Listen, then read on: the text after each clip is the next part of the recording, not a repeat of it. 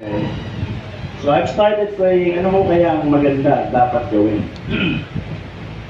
So one time, I was in a visitation, and I was talking to a certain colonel, a full-fledged colonel, so medyo matikas, medyo may dating. And out of nowhere, habang kami nag-uusap, ang sabi niya, remember, this is a full-fledged colonel. Ang sabi niya sa akin, alam mo, Pastor, ang dapat natin gawin ay mag-armas. Palitan natin ang gobyerno. Wow. So sabi ko, teka muna, bakit niyo muna sabi yan? You are supposed to be supporting the government and defend our constitution, but then here you are, okay, having this kind of mentality, we need to change the government. Alright, sabi niya, simple lang, tingnan mo, ang daming nakatira sa iles, ang daming walang makain, ang daming walang matirahan, ang daming hindi makapag-aral. So while he was talking, I was praying, sabi ko, Lord, give me wisdom how to deal with this man. Alright?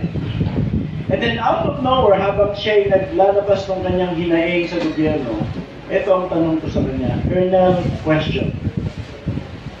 How many revolutions this world have had? Well, sabi niya, countless. Alright? And what was the purpose? Well, of course, to change. Sabi ko, Colonel, haven't we tried almost all forms of government? This world have tried almost all forms of government. We have monarchy, federalism, republican, democracy, socialism, communism, martial rule, okay, autocracy, and all other forms of government. Now, question. Were men able to put up a perfect one? At siya'y huminto. Ang sabi niya, well, no.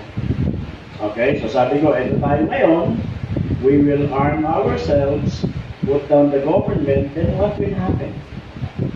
Another generation will come and will just do the same. In fact, dito sa ating bansa, wala nang perfectong gobyerno. Lahat ng umupo, mali. Okay? Lahat ng umupo, kalaban. You see?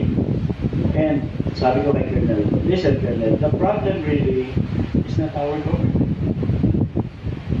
The problem lies at the basic unit of our society. And that is the family. Sabi ko, simple lang, tingnan mo. Kung dito sa ating komunidad, ito lang ating subdivision, kung lahat ng pamilya rito maayos, ay maayos ang ating komunidad. At kung maayos ang bawat komunidad, maayos ang bayan, barangay, maayos ang bayan, maayos ang bansa. So what we need to do is go back and re-educate and reorient our families. Amen. Sabi ko na, the problem is this. Una, wala namang kakayanang magpalaki ng mga anak, anakan. Hindi alam kung saan ititira, paano pakakainin, paano pag-aaralin, buntisan ng buntisan. And then at the end of the day, nakaturo ang daliri, kasalanan ng gobyerno, walang problema, walang programa ang gobyerno sa kanila. Now question, nung pagbuntisan ba yan, nandiyan ang gobyerno? Wala naman, kanila problema, ginawa yun. And then at the end of the day, kasalanan ng gobyerno. Sabi ko, the problem is not our government. The problem is the basic unit of our society. That is the family. So let's go back and re-educate our families. So from then on, we have ng church, shut down lahat. Sinara ko yung aming school. Well, I have to admit, itong sinabi ko, I have to admit, may mas magaling mag-operate ng school. Okay? I have to admit, hindi ko kaya ito. Merong mas magaling dito. Okay? But one thing is sure, I cannot do some and all of these things, but one thing is sure, I can do something that others are not doing. So sinala ko yung aming school, ang sabi ko, transfer tayo dyan. Mas magaling yung kanilang operation ng school. Sinala ko yung aming Bible school, anyway, nagtuturo ako sa isang church, transfer yung mga estudyante dyan. I have to shut down, stop all or some of our ministries, and I have to focus on one thing. Alam niyo, itong ilaw na ito, beneficial yan. Maliwanag yan. Pero kapag yung ilaw na yan ay pinocus mo, pwede yung tumagos kahit sa makapal na karera. kayang bumutas siya kahit paano. Because that light can be transformed into a laser. So kapag nakapokus ka, meron kang magagawa na hindi kayang gawin ng iba. So that's why I focus on this ministry, the family ministry. So I started an organization and I named it SOS. Sino ba mga marino rito? Alam niyo yung SOS, ano? That's a distress signal. Pagkarinig nyo na sa Morse code, oh, save our ship or save our soul.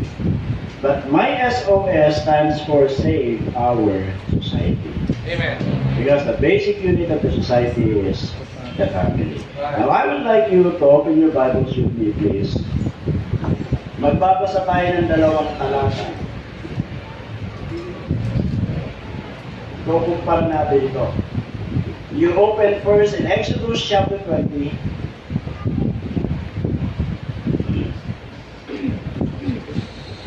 And then another one is Psalm 103. Okay? Alright. Exodus 20 verse number 5, it says, Exodus 20 verse 5, ang sabi rito, Thou shalt not bow down thyself to them, nor serve them, for I, the Lord thy God, am a jealous God. And take note of the next phrase, it says, visiting the iniquity of the fathers upon the children, unto the third and fourth generation of them that hate me. Take note of that phrase. Visiting the iniquity of the fathers upon the children unto the third and fourth generation.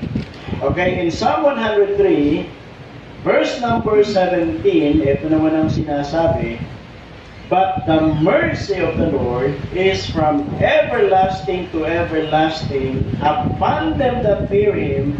And again, take note, and His righteousness unto the children's children. Napansin niyo yung dalawa.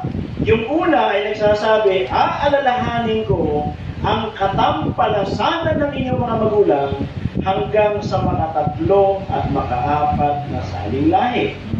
Pero ang sabi naman ng mga awit, Psalms, ang bihabag at ang biyaya ng Panginoon ay pwedeng maipasa sa mga anak, ng mga anak, ng mga anak. Okay? Now, meron pa tayo ritong accountant or mathematician. Walang mandaraya, walang gagamit ng cellphone, ha? Okay? Alam nyo, malalaman ko ngayon, kaya ako nagpastor, may problema ako sa math. Malalaman ko kung may qualified magpastor dito ngayon. Okay? Walang gagamit ng calculator, ha? So, ito kayong mag-asawa. Anyway, kayo mga young people, may balak pa kayo mag-asawa. Mukha pong kinakabahan. Kinakabahan na. Iba, ayaw-ayaw pa, baka bukas meron na. Anyway, so ito kayo mag-asawa. Alright? Now, halimbawa, kasi meron kaming apat na anak, no? By the way, we have 4 children, 2 boys and 2 girls and 2 boys. Lahat ay mga nagtatrabaho na, lahat ay mga professionals. Okay? So here you are. What if magkaroon kayo ng apat na anak? And eventually, yung mga anak nyo magsisipag-asawa. So magiging ilan lahat yun? 8. So that's the first generation. Merong 8 tao. Now what if these 4 couples will have, say, 4 children each and the same number of spouses? Isa-isa lang muna asawa, ha? Huwag mo na magdoble. Legal muna. So ilan lahat yan? 16. Mukhang nakuha nila yung trend, ano? Nagre-ready na yung iba. So what if these 16 couples will have 4 children each and again, the same number of spouses? Ilan? 32. Plus yung mga asawa, 64. 64 lang ba? Yes. Hindi. Oh, yeah. Magpapastor ka palagi. Magpapastor ka, iba. Okay? Problema ko yan eh. 26. Ayun na, sabi ko na nga ba, magkakaalaman dito eh. Amen, marami magpapastor. Marami magpapastor dito eh. So anyway, Sinusundan nyo yung trend, ano? Alam nyo, pinagkahandaan nyo yun, yung kasunod na sagot. Napanood ko na yun sa Little Miss Philippines. 1 plus 1, 2, 2 plus 4, 4 plus 1, 8, 8 plus 8, 16. What is your name? 32. Pinaghandaan eh, no? So that would be the third generation. So ilan na nga ba ito? 56. So 128 kasi mga asawa. Now what if these 56 couples will have 4 children each and the same number of spouses? Too many to mention po. Too many. Now that would be the fourth generation. Now kwentahin nyo kayo niyan. First, second, third, fourth. Yung mga legal lang yan ha. Wala pa yung mga side bet dyan. Okay? Now look at this. Look at this. Dahil sa inyong dalawang mag-asawa ngayon, because of the two of you, kayo mga young people, kayong mag-asawa, kung mag-aasawa kayo,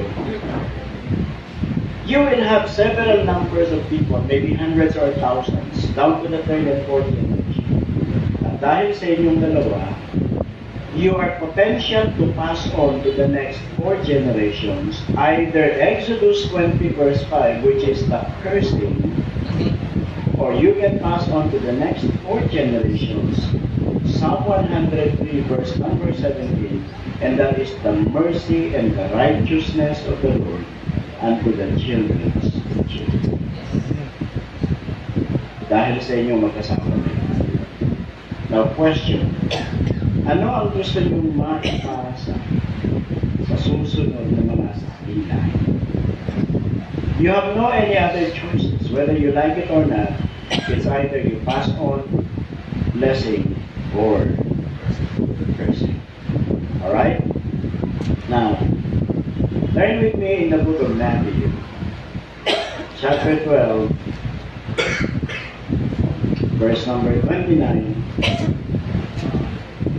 And then we will jump to verses 43 to 45. So, hawakan yung ating premise, ha? Down to the third and fourth generation. Matthew 12:29, it says, or else, how can one enter into a strong man's house and spoil his goods, except he first bind the strong man and then he will spoil his house? Meron pa tayong miyembro dito ng aking bahay ka. Alright, the word spoil is kunin or nakawin or mapasa iyo na, no? Pag sinabi mo spoil. Now, ang isenaryo rito ganito. Pumasok ka sa isang bahay. Now, how can you spoil o makuha lahat ng gusto mong kunin kung merong nakatirang malakas na tao? Now, the Bible says, first, you have to bind the strong man. Kailangan magapi mo siya, kailangan makontrol mo siya, kailangan you have to subdue that person. And then you will be able to spoil the house. Okay? Now, I would like you to take note of the word house. Natatandaan niyo yung house na yan, ha? Now, let's jump to verse number 43. 43. When the unclean spirit is gone out of the man, he walketh through dry places, seeking rest, and findeth none. Then he saith, I will return into my house. Again, the word house is there. From whence I came out, and when he is come, he findeth it empty, swept, and garnished. Then goeth he and taketh with himself 7 other spirits more wicked than himself, and they enter in and dwell there. And the last state of that man is worse than the first. Even so shall it be also unto this wicked generation. Again, take note of the word house. Now, the word house in Greek does not refer to the architecture or to the building, because the word house is oikos. And oikos also means a family. Kaya yung pinakita kong folder ko sa oikosology. It's all about family. Okay? So the word house is referring to the family. Generation, kamag-anak, tribe, clan. Okay? It speaks about your family or your generation or tribe. Now, in order to break the curse of the generation behind us, their habits, their sins, their physical weakness, you have to find the strong man. Now, ganito lang yan, ano? Pag pumunta ka ng hospital o ng doctor, one of the most common question is, kayo ba ay may lahing ganitong sakit? Diba? Na ipapasa yun down to the third and fourth generation. Kayo ba'y may lahing diabetic? Kayo ba'y may lahing high blood? Kayo ba'y may lahing tumatawang mag-isa? Kayo ba'y, you can pass it on. Alright? Now, in order to break that curse, you have to find the strong man. Now, ang sabi ng ating binasa, the unclean spirit has gone out of the man. Now, the unclean spirit, it speaks about the demonic spirit. Now, in the Old Testament, meron silang counterpart. Ang tawag sa kanya ng Old Testament ay familiar spirit. Now, take note of the word again, familiar. Alright? Siguro may mga narinig kayong kwento, may namatay na. Pero, may nakakita, may nakarinig, may nakaamoy, may, meron kaming kapitbahay noon, si Aling Auring. Si Aling Auring, nagluluto yan ng ulam. So kami bumibili. So madaling araw, mga alas 4, meron niyang paboritong duster. At dala-dala iba yung basket, punta ng palengke. Pagbalik niya ng bahay, magluluto. Pagising ng aming mga kapitbahay namin, bibili na lang kami ng ulam. Pero hindi alam ng marami, nung gabi, namatay si Aling Auring. Alright, so pumutok na sa community, namatay si Aling Auring. Meron kami kapitbahay na nagsabi, hindi. Kanina na, sa lubong ko pa yan eh. Pupunta ng palengke. So alam niya, kasi yung paboritong duster, yung dala-dalang basket, alas 4 ng madaling araw, nasa lubong ko yan. Pero sabi ng pamilya, hindi, kagabi pang hating gabi, namatay. Kasi, so ang tanong, may nakita kaya yung kapitbahay? Meron. Pero si Aling Auring kaya yun? Hindi. Okay, hindi. Yun yung trabaho ng familiar spirit. He is so familiar with the person na kayang gayahin yung boses, yung pananamit, yung kanyang amoy, yung kanyang kilos. So yun ang trabaho ng familiar spirit.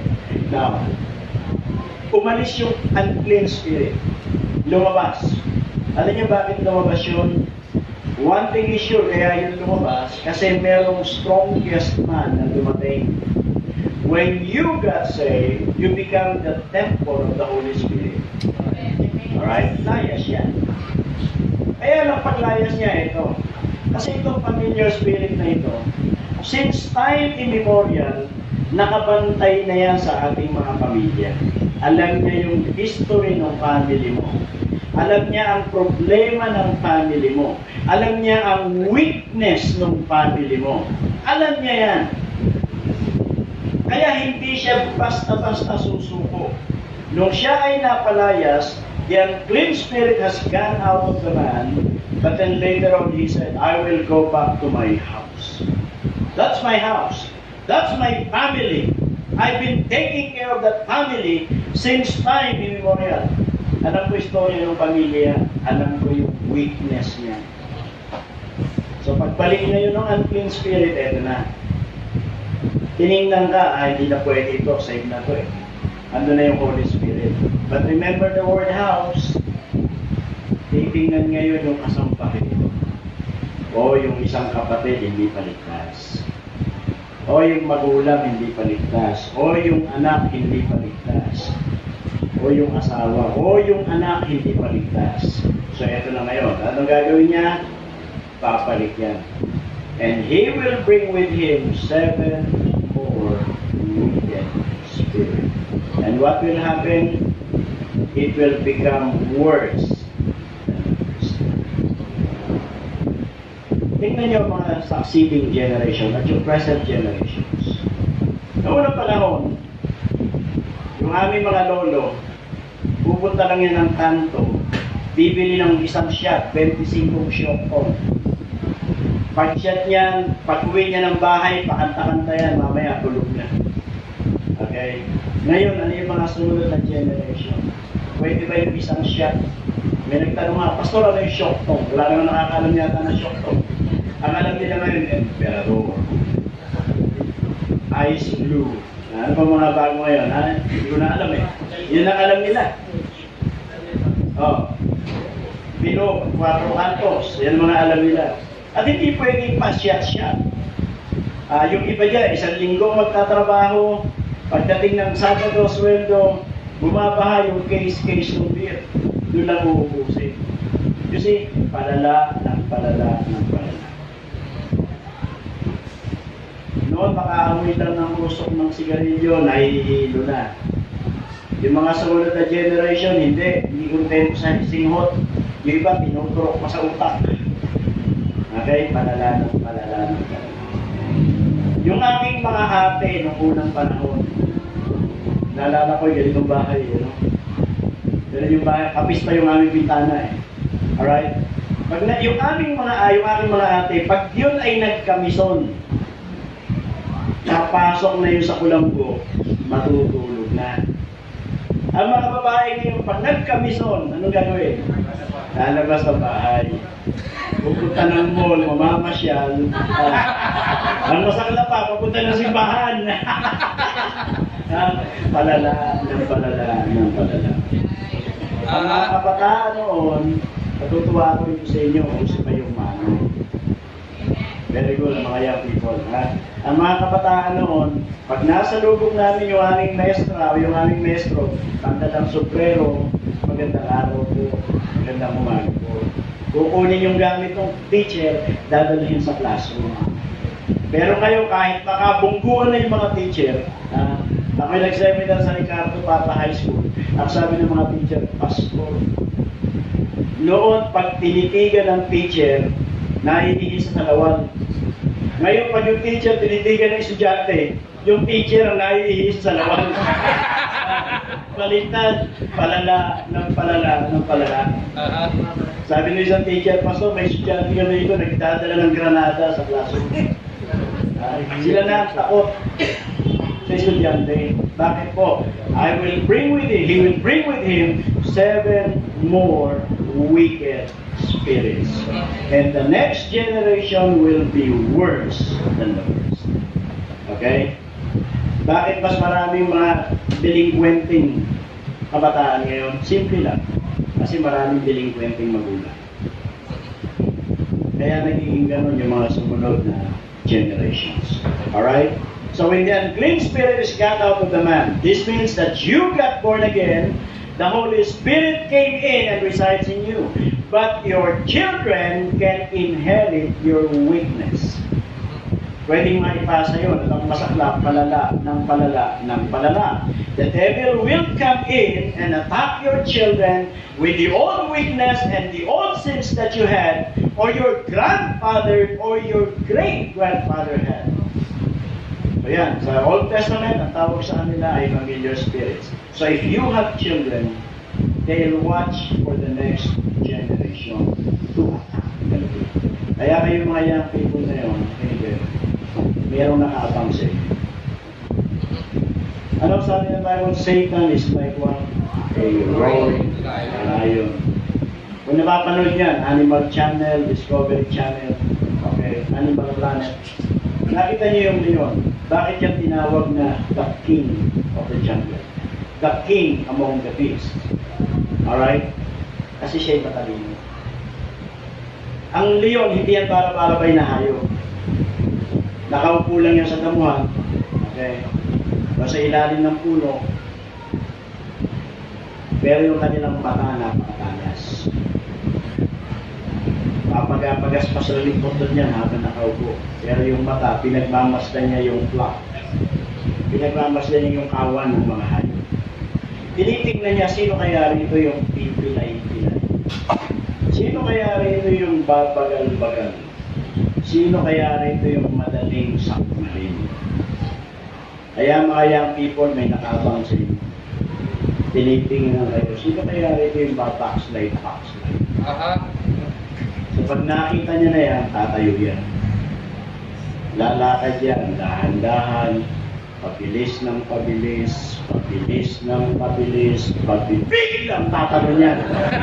Biglang tatalo niyan. Nasoryahan ka ng kape. Sobra ka ng kape. Alright? Biglang tatalon yan. At pagtalon yan, sakmal. Alam niya na. Alright? Huli ka agad. At yun ang trabaho ng leon. He's like a roaring lion, seeking about whom he may. Kaya mag-iingat kayo. Mga magulang, binabantayan kayo. May nakatingin sa inyo. Mga young people, lalo na kayo ngayon. May nag-aabang sa inyo. Ako'y natutuwa, salamat sa Panginoon, mga kabataan. Ha? Ano to? Gapagamit kayo sa Diyos. Kasi ibang mga kabataan niyo nakatulad nyo nasa. Dito mga nakaraang balita sa news, di ba? Puro rambulan ang ginagawa ng mga kabataan. Na supposedly mga nag-aaral. Baka naman kasama kayo. Kasi nakakabang sa inyo. Mga magulang, yung mga anak nyo, inaabangan niya nandiyan. Kapag hindi kayo naging maingat, aagawin sa inyo. Okay? So they watch for the next generation. So they are so familiar with your family. Alam nila ang weakness ng pamilya nyo.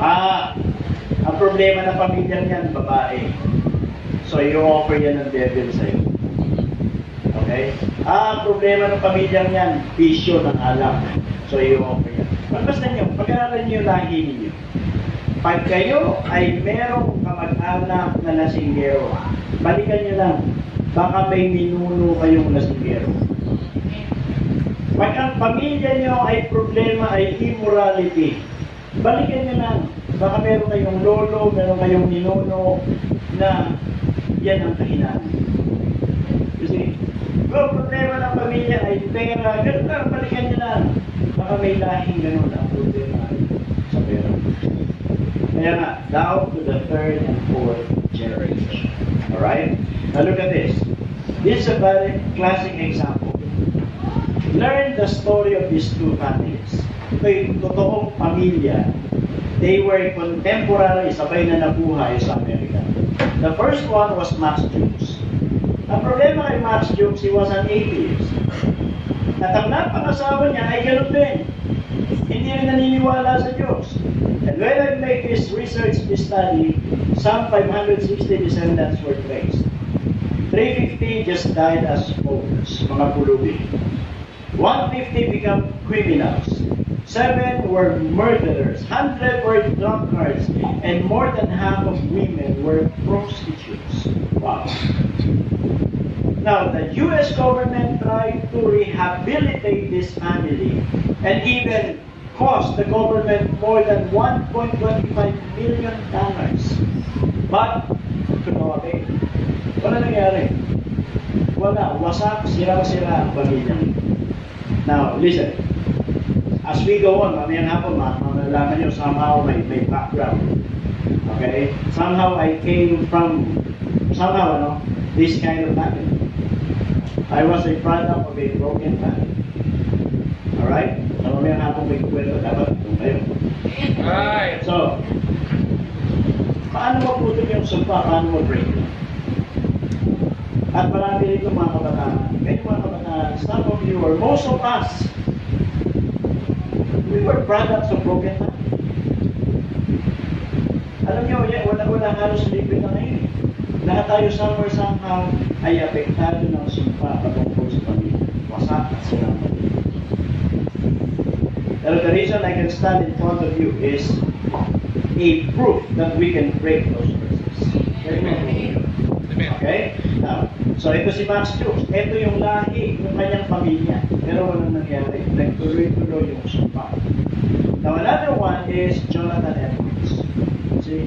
Kung kayo ay mga putol ng Christian literature, the name will give you a ring. Okay? Jonathan Edwards was a contemporary of Max Jukes. He was a committed Christian who gave God first place in his life. And he married a godly young lady. Wow! Kaya kayo mga young men, ha? Be sure na kayong mapapangasawa ay mga Diyos dito. Okay? Now, in Psalm 1,394 descendants were traced. Now, look at this. 295 just graduated from college. 13 college presidents.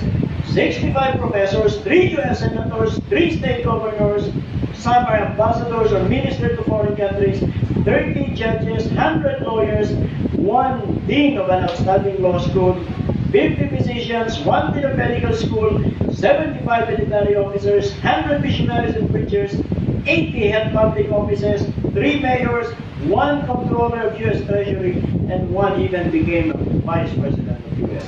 And not a single member of the Edwards family was a liability to the government. Mga magulang, because of the two of you this morning, you are potential to pass on to the next generations either Exodus 20 verse 5 or Psalm 103 verse number 17. Kayo mga young people na product ng broken family, now listen, you have to make up your mind. You are potential to pass on curses. But by God's grace, you can break that curse and pass on to the next generation blessings, and mercy, and the righteousness of the Lord. Alright? Now, woo!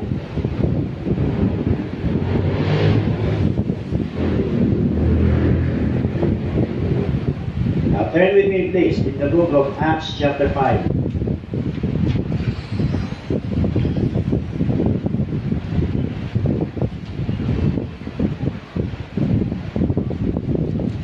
Verses 12 to 16. Acts chapter 5, verse 12, and by the hands of the apostles were many signs and wonders wrought among the people, and they were all with one accord in Solomon's porch. And of the rest there is no man joined himself to them, but the people magnified them.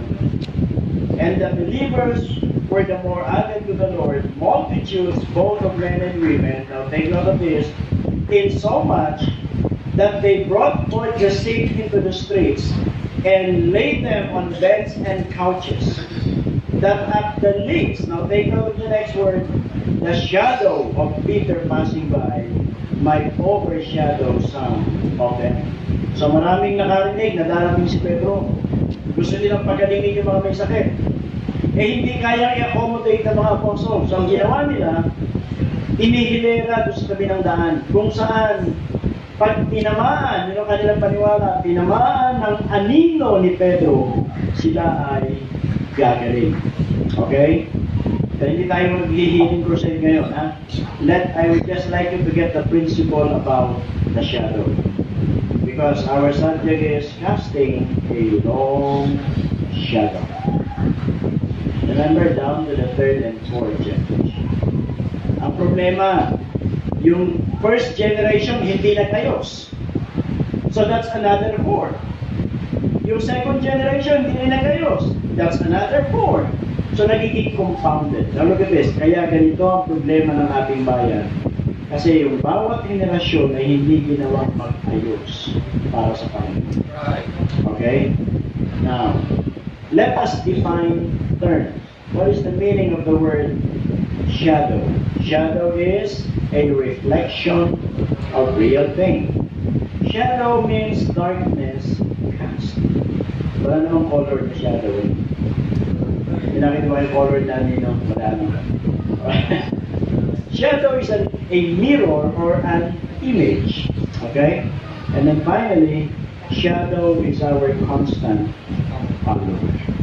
Kahit saan ka pumunta, andyan yung manino. May mga pagkakataon, di ba? Pag narinig yung pangalan mo, meron kagad mental image na mamumuho. Ah, si ganito, mabait siya. Ah, si ganito, walang yayan. Ah, sige, palasuba siya. Yan, chismoso yan. Okay? So, it is your constant follower. Wherever you go, pagkarinig yung pangalan mo, meron kang anino na sumusunod sa'yo. Okay? Sino rito ang mga teachers by profession? Salamat po. Salamat po. Sino ang mga Sunday school teacher? Alright? Okay. So, I came from a family of teachers. Ang tatay ko ay former principal. Lahat halos kaming magkakapatid is into teaching profession. And you know what? Yung aming apat na anak, lahat mga teacher din. Okay? So we came from a family of educators. And look at this. Sometime in 1800, there was an unknown Sunday school teacher. Wala mahalos sa kilala sa kanya. And his name is Edward King. He was an unknown, ordinary Sunday school teacher.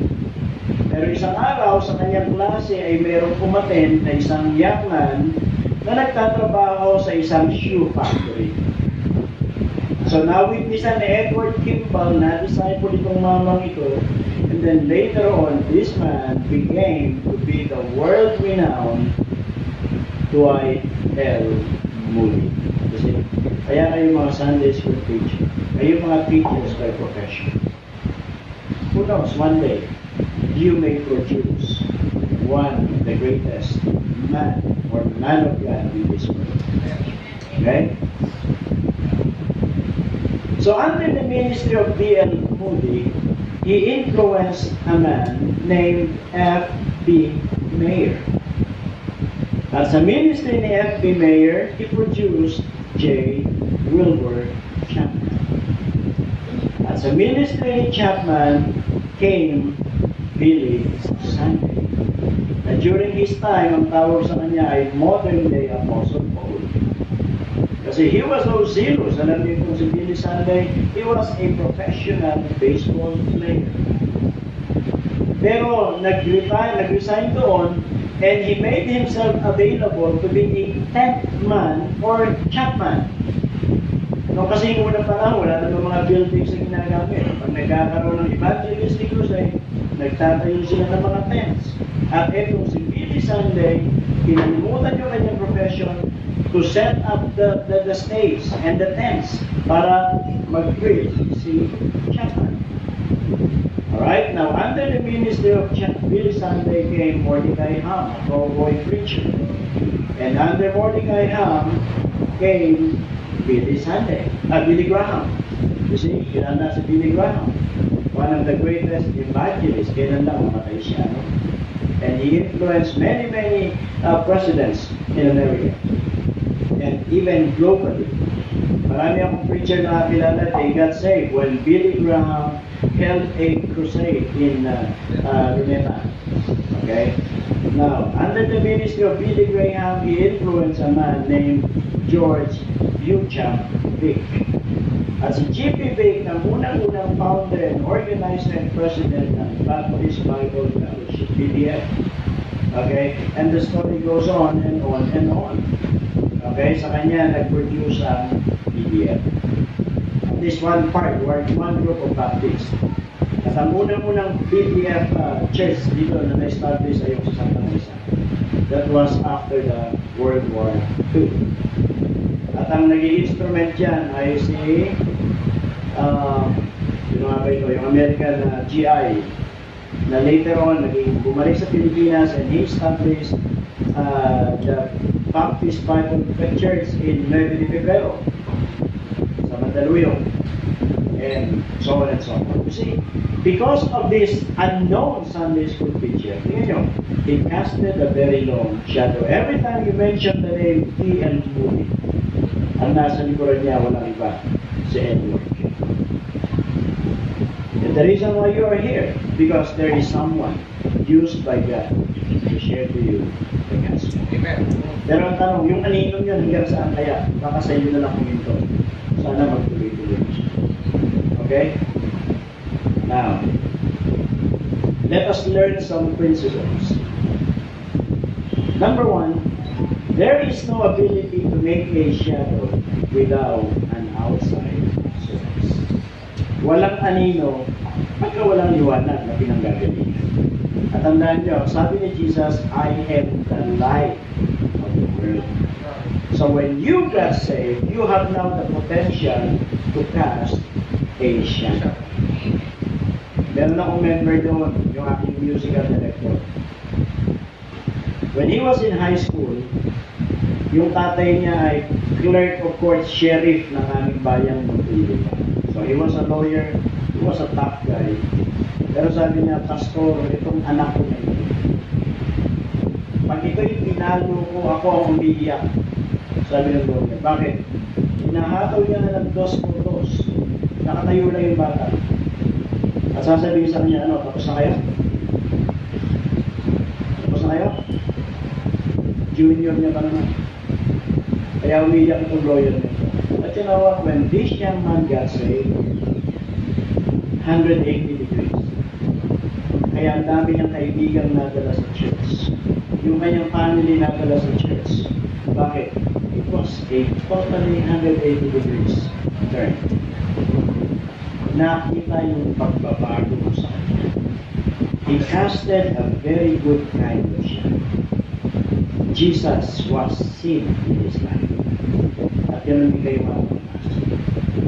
So there is no ability to make a shadow without an outside source. At dahil tayong lahat ito ay ligtas, sana pagpabadyan ang makita ng mga tao, tanghalin tapat. Pero bakit itong mga tao ito ay nagniningning? Kasi hindi lang po ilang beses. Hindi lang ilang beses na ako'y naka-encounter ng mga demon possessed. And some of them said, papasok na lang ang aming gate, ayaw pumasok. Ayaw pumasok. Napanoy din, nakausap ko yung uncle. Bakit? Parang ayaw pumasok. Sabi niya, Pastor, nung makita kayo, ayaw nasisilaw sa inyo. Pero hindi kami bisita, one Sunday, ganoon din. May sabi niya rin. Parang ako'y nag-preach, hindi makatingin. Pagkatapos sabi niya, nasisilaw ako kay Pastor. Right? Sana ganun lahat. Pagbaba niyo dyan, kahit ang halin na pa, sabihin ng mga tao, sino ito mga ito nakakasilaw naman? A good shadow. And you are potential to cast a good shadow because the source is the Lord Jesus Christ. Now, second principle is this. Shadows are cast even without realizing it. Do you remember this? Whether you like it or not, there are people who are looking at you. Right. Sa inyong school, sa inyong place of work, sa inyong community, sa ayaw at sa gusto nyo, may mga taong nakatingin sa inyo. Pinag-aaralan ang buhay nyo. Pinag-aaralan ang istorya nyo. Pinag-aaralan ang pamilya mo. Pinag-aaralan yung mga anak mo. You know, many years ago, I was able to live in a box house. Parang housing project somewhere in Laguna. Na ito'y box house lang. Ako nagawa ng maliit na kwarto. Ako nagawa ng maliit na kusina. Okay. Pero dyan sa community na yan, every morning nakikita kami, nag-walking ng family ko. Nakita yung mga anak ko. And then one day, may kumatok sa bahay. Ayun po ba si Pastor Verba? Sabi ko yun. Sabi niya, Pastor, iiwan ko ho yung aking anak. Ang nag-iwan niya ng tuta. Ang nag-iwan ng tuta. Bakit naman mo rito? Kasi nagtanong ko ako sa principal ng school. Nagtanong ako sa community. Iisa ko ang recommendation. Iwan niyo sa bahay. And that young lady stayed with us until she graduated. So shadows are cast. Hindi wala, may mga nakatingin pati yung community. Kung bago lipat kami rin, alam niyo tagapagtanggol ko, may diakono ng Iglesia ni Cristo. Diakono. Bakit? Pag may problema sa akin, tumatak, Pastor, anong gagawin namin? One time, may nag-chismis, paris kami ni Mami.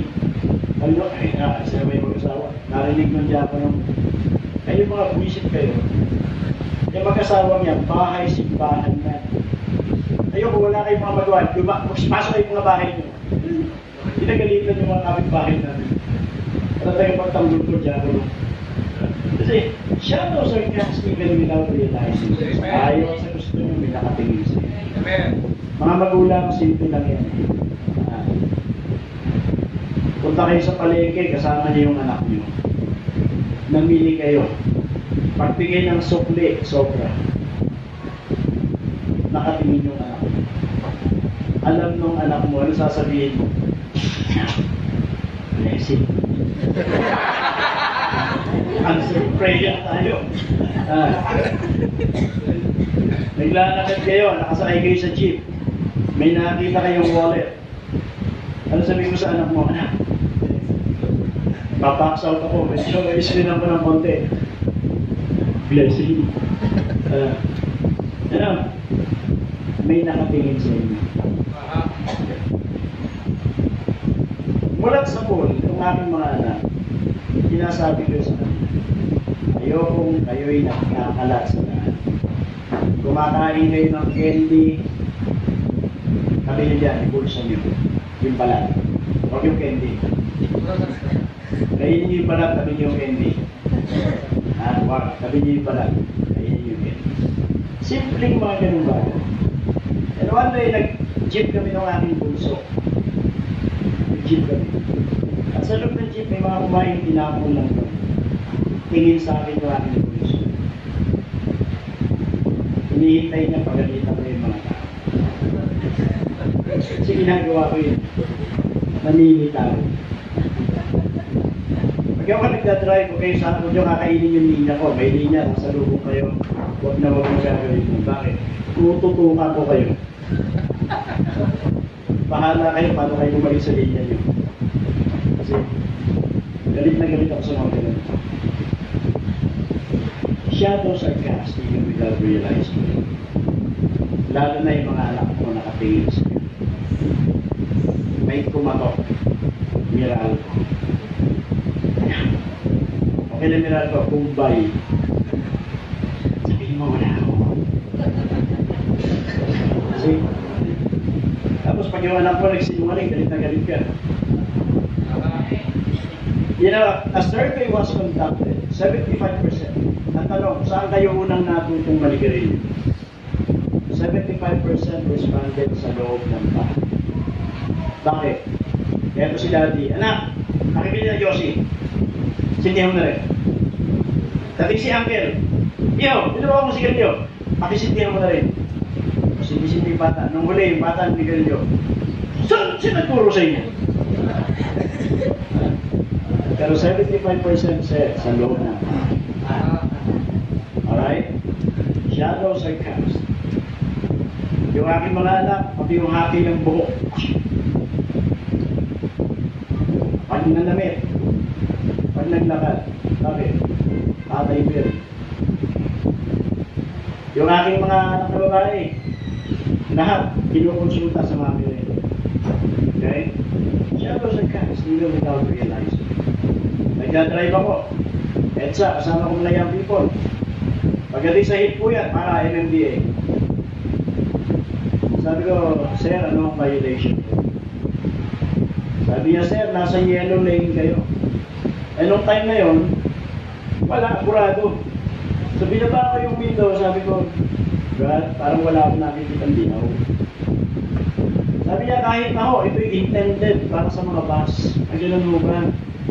Doon sa unahan, wala rin ako nakikita ng signage. Sabi ko, bus lane. Hindi ho, bus lane ko. Wala rin lisensya ako.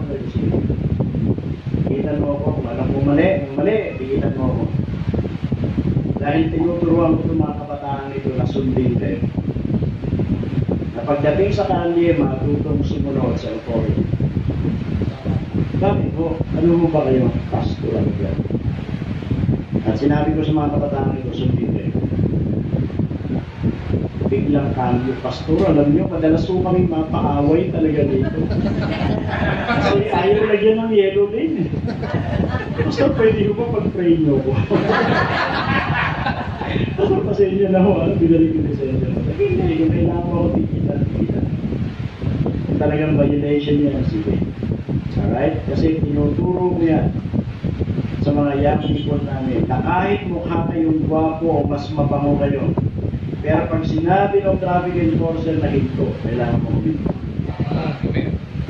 Ating gabi, kahit walang sasakyan, kukunti ang sakyan, walang traffic enforcer, pag nakitang nag-red yan, hihinto at hihinto. Kaya tinuturo ko sa mga anak ko, that stoplight is a symbol of authority and we have to follow. Right. Okay? So ikaw, kahit nagbubusi na yun sa likod ko, hindi nyo nakita pula. Okay? So hintayin nyo mag-green yan bago lumaban. Kasi shadows are cast even without realizing. May mga nakatingin sa'yo, may mga nakapantay sa'yo, lalo na yung mga anak mo. At sa ayaw at sa gusto nyo, kayo ang ginagawang modelo. Right. May mag-asawang lumapit sa akin, umiiyak. Pastor, ano ho ang gagawin ko sa aming mga anak? Sabi ko, bakit ho? Eh, nung mga maliliit pa, walang problema. Bitbitin namin sa simbahan, sasama sila. Pero ngayon may mga pamilya na hindi na sumusunod sa akin. Ito lang ang tanong ko. Sabi ko, Brad, sis, tanong. Meron bang pagkakataon sa buhay niyo na nakita ng mga anak niyo na kayo'y gumawa ng mali? Lalong umiyak ang mag-asawa. Opo. Nung kami ho ay nag-backslide, ako'y nag-inom at nagsigarilyo. Yung babae naman, nung kami ho'y nag-backslide, ako'y nagsugal. Sabi ko, well, alam ko na yung sinasabi ng mga anak niyo. Eh, bakit kayo noon? Iyak lalo yung mag-asawa. Opo, ganun nga po sinasabi. Dahil ko, alam niyo, wala na kayong moral authority. Malipat na lang sa biyaya ng Diyos na bumalik pa yung mga anak niyo. Pero dahil sa nakita sa inyo, may hirap. Hirap. Okay, shadows are cast even without realizing it. Kayo mga young people sa school, makinig kayo mga anak. Presently, you are 20 million strong. More than 20 million. Because 20% ng ating population, kung 100 million tayo, ay may gitna. Mga kabataan. That's 13 years old to 24 years old. You are 20 million plus strong, mga kabataan. And you are the most intelligent, you are the most energetic, and you have the most potential than all other generations. Bakit you are more intelligent? Dati kami, para makapag-research, kailangan mo maghanap kung saan library ka pupunta. Kailangan mo magsunog ng kilay at ng noo para makapag-aral ka. It's either kopyahin mo yan mano-mano. Ngayon, isang click mo lang and the library of the whole world is in front of you. In terms of wisdom or knowledge, you are the most knowledgeable generation. You are 20% today, young people. Pero tandaan nito, in the future, 100% you will run our country. You will run every family. You will run every businesses. Kayo ang hahawak in the future. Now question, pag hindi kayo naging maayos ngayon, what will happen to our country? What will happen to your family? What will happen to the next generation? Kung susundan niyo yung ginagawa ng ibang kabataan ngayon, puro ka-rebeldehan. Ganun ang mangyari sa ating bansa. Shadows are cast even without realizing. Paano kaya pag dumalaw ako sa inyong komunidad, sa inyong bahay? Pag tinanong ko, saan ho ba yung pamilya mo ito? Ano kayo sasabihin? Ay, pamilyang yan. Lagi nasa barangay yan eh. Ang sasabihin nung napagtanungan, ay, yung pamilyang yan, maanak. Magandang pamilya. Tuwing linggo, sama-sama papunta ng simbahan. Sa ayaw at sa gusto nyo, may nakatingin sa inyo. Right. At pinagmamasdan ang buhay. That's your shadow. Third principle. Shadow has no power of its own, but it has great effect. Pwede ka bang kalabitin ng anino? Hindi. Pwede ka bang kilitiin ng anino? Hindi. Nalala ko sa aming lugar, no, meron kaming lugar na putol. Kasi putol yung ilog. So wala nang bahayan. Pagdating ng mga alas 6 ng gabi, pagdadaan kami ron sa Yunachi, kung parang ng chinelas siya, pitpitan sa Yunachi chinelas ko. Bakit? Takbuhan pagdating sa portion na yan. Bakit? Bakit takbuhan? Hindi kinatatakutan. Meron daw mga gumagalaw dyan, may mga naririnig daw, kung ano-anong istorya. At takbo. Nalala ko na ako'y church worker. Yung aming church sa Cubao ay 3-story building. Yung aming auditorium, mga decorative blocks para mahangin. May mga design niya, butas-butas. At sa tapat namin, may poste ng Milagro. So pagkagabi, pumapasok yung liwanag, kaya so one time, pagkatapos namin kumain, kami mga worker, umakyat na yung isa. Si Demons. Tawag na Demons kasi mundi, kaya Demons, pinabalik sa namin. Makita si Demons. At itong Demons na ito, talaga sinumpong mo kanyang pagka-Demons. Ano? Ang ginawa, pumunta rin sa, alam, akin ba naman yung mga piano, yung mga organ noon, ang cover niya, kulay violet, o kaya kulay maroon. So kinuha yung isang maroon na cover, pumunta dun sa portion na kung saan yung liwanag ay nag-aagaw, tumayo sa sulok. Maya bakit yung isang worker, crispy. Napansin niya na yun, pero pinalo, wala, simbahan ito, ang Panginoon ito. At yung tulugan namin, yung mga benches sa pagkahaba-haba, nahiga siya rin. Ito naman si Demons, nagpapapansin, so gumalaw ka na ng napansin ni Crispin. Ay, gumagalaw yung... wala yun. Maya, kaya napansin niya yung Manila, malapit na. Kaya na, matakot-takot ng Panginoon. Tulungan niyo po ako. Balutin niyo po ako ng tulong ng Panginoon. Ito naman si Demons, hindi alam, nakapansin kaya ako, lapit na naman siya konti. Lapit siya konti. Hanggang siya pawis na. Yung isa naman pala yung pray. Lahat na ng kasalanan, hiningi ng tawad. Panginoon, patawarin niyo po ako. Itong kasalanan to. Yung isa naman pawis na. Pero nakikita na kasi niya, di Crispin yung kanino. Panginoon, palapit na! Lord, help! Yung isa naman pawis, nakikita kaya ako? Sabi, Panginoon, kukumprontahin ko na ito. Tulungan niyo po ako. Biglang tumayo, in Jesus' name! Sabi ni Demons, tinanggal yung takip. Pawis na. Jesus name ka pa, pawis na ako. Napaupo si Demon, si Crispin, sabi niya, pangkihira ka. Lahat ng kasalanan ko na, ikumpisal ko tuloy. It has no power of its own, but it has great effect. Right. Malaking epekto, anino. Isang araw, hihiga ka, titingnan ka ng mga tao. At pag sinilip ka doon sa loob ng kabaho, ano kaya sasabihin ka? Sayang, napakabuti nitong kapatid na ito. Kung may sisilip doon, sasabihin, mabuti nga sa'yo. Salamat naman, nauna ka na.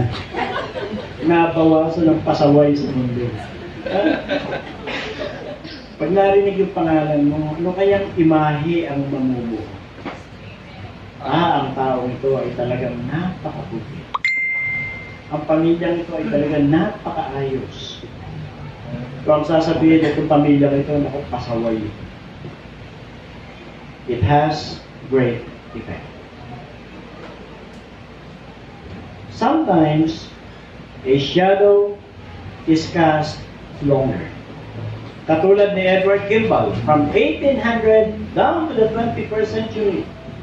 Yung kanyang epekto ng kanyang ginawa. But sometimes, it is shorter. Kami mga pastor, very common scenario na ito, no? Lalakad ka sa mall, nakasakay ka sa bus, sa jeep, biglang may babati, Pastor, kamusta po? But then, generally, at the back of our minds, ito na ito. Of course, mabuti naman. And we may ask leading question. Kamusta na nga ba? Kamusta pa si Pastor? Ayun po, may sakit. At least, anaraw daw, sino mga pastor yung may sakit? Ayun na, maayos. Kaya nasa Amerika. At least, somehow, we may ask leading question para malaman. And eventually, member ka ba ni Pa? Ganito church. Ay, hindi po. Dito. You see? Pero it happens most of the time. na may babati sa'yo, may kakaway sa'yo, hindi mo alam, hindi mo na maalala. Actually, to be honest, kahit sabihin niyo pangalan niyo, mamaya, hindi ko na alam. Okay? Maliban na lang, bibigyan niyo ako ng pera, malaking pera, uy, galing to kay ganito. Maalala ko kayo. Alright. Sometimes it's longer, sometimes it's short. Paano mo gustong makilala? Mga magulang, how would you like your children to remember you? Napakasaklap. Meron kaming inilibing one time at nagulat ako. Matagal na umatin sa church itong nanay na ito. Pero nung siya inilibing namin, meron siyang isang anak. Never siyang tinawag na nanay. Tinawag lang siya sa kanyang palayaw. Palayaw pa ang tawag sa kanya. At yun ay malaking tanong sa akin, bakit gano'n? Samantalang ang tagal sa church ng nanay na ito. At nung malaman ko, sa bahay pala ganito siya. Yung treatment niya sa kanyang mga anak. Kaya yung isang anak ay nagrebelde, hindi niya tinatawag na nanay. Now, turn with me. Down to the 3rd and 4th generation. 2 Chronicles, chapter 24.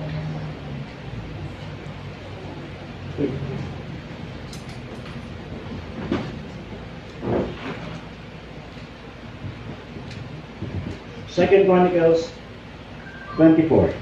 Makikita natin diyan si Joash. Okay? The youngest king who ever lived in Israel.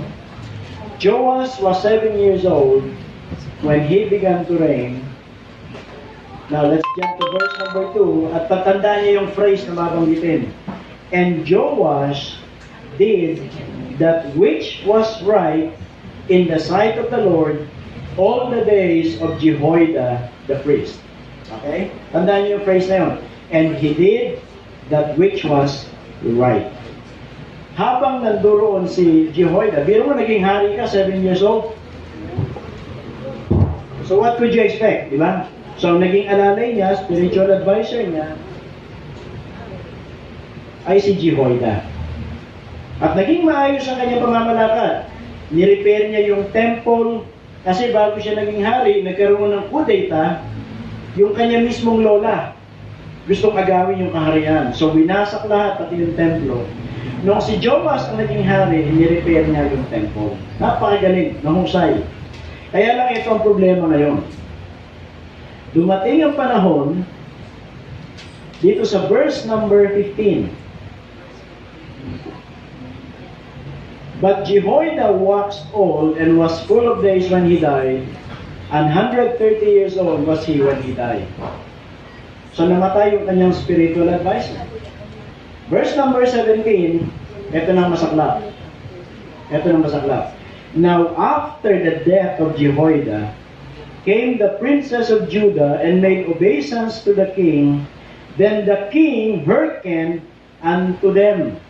And they left the house of the Lord God of their fathers, and served groves and idols, and wrath came upon Judah and Jerusalem for this their trespass. Ito masaklap. Nung mamatay yung kanyang spiritual advisor, nagdapi niya na yung mga influential people. Mga mayor, mga governor, and other influential people, and they started to influence the king.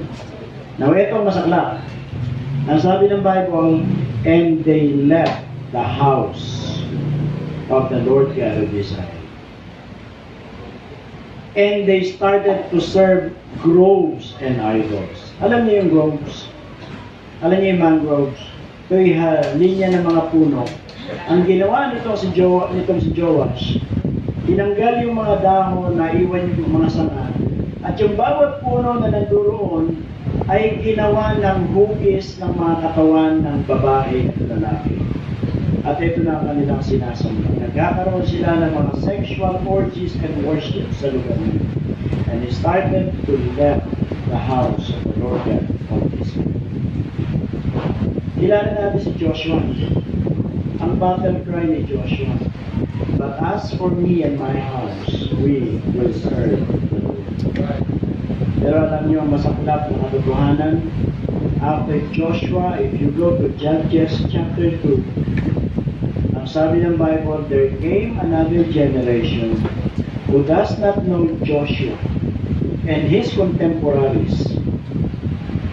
At anong ginawa ng next generation? They serve other gods. Mga magulang, nandito kayo ngayon, nandito yung mga anak nyo. What if wala na kayo? Will your children still continue serving God? Dahil nangyari yan ng maraming beses sa Israel.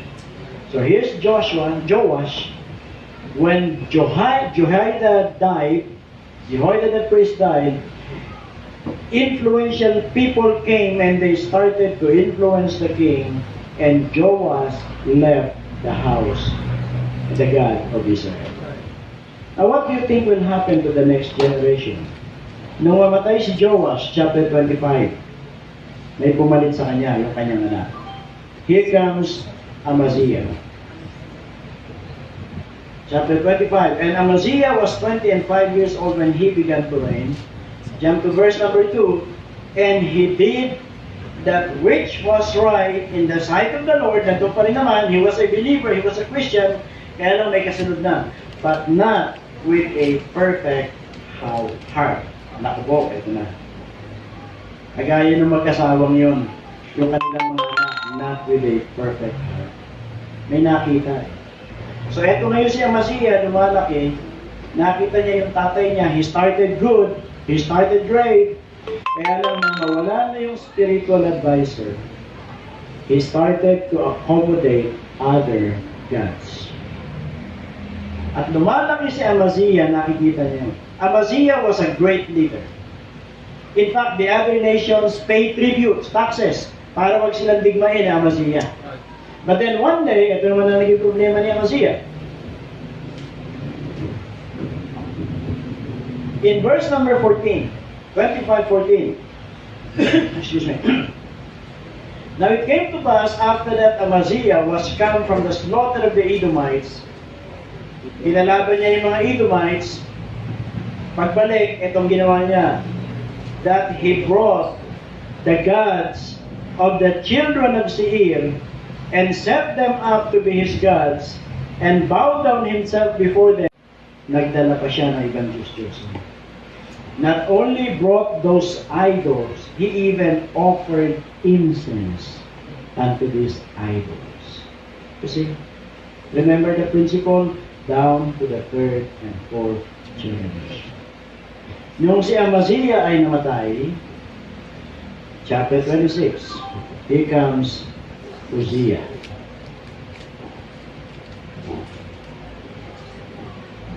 Now let's go back to Amaziah muna.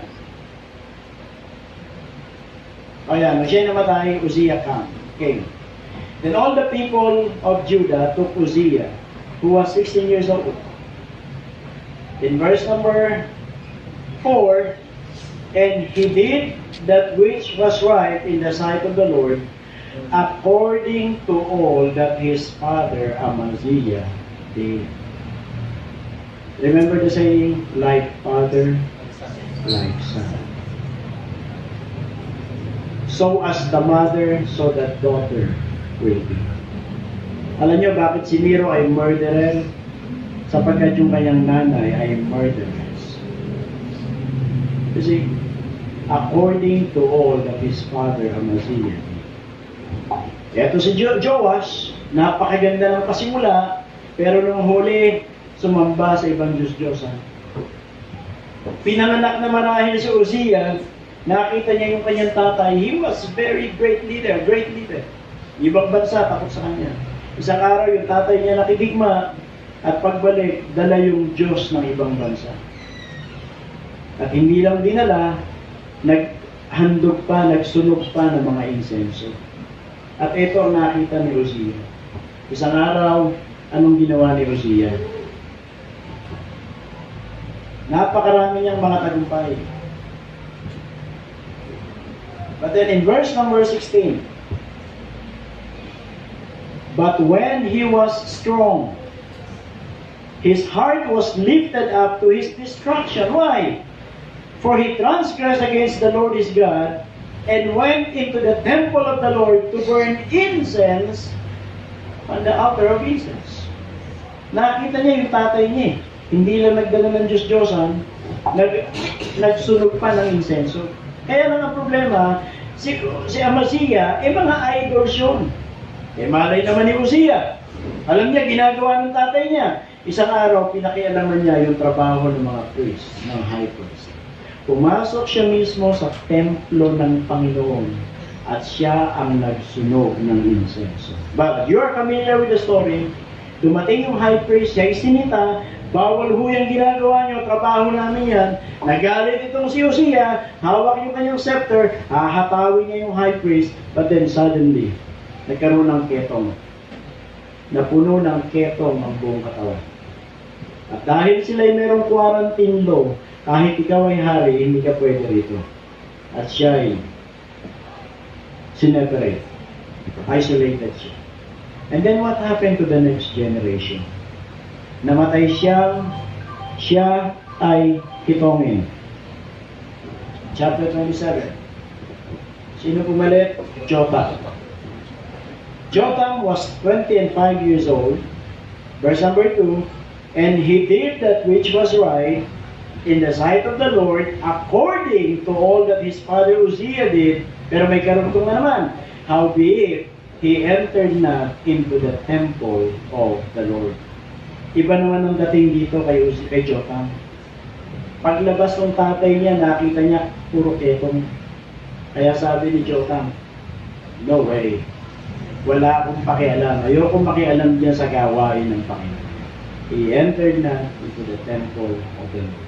Totally, he was hands-off pagdating sa gawain ng Panginoon. Traumatic sa kanya. Yung tatay ko naging ketongin.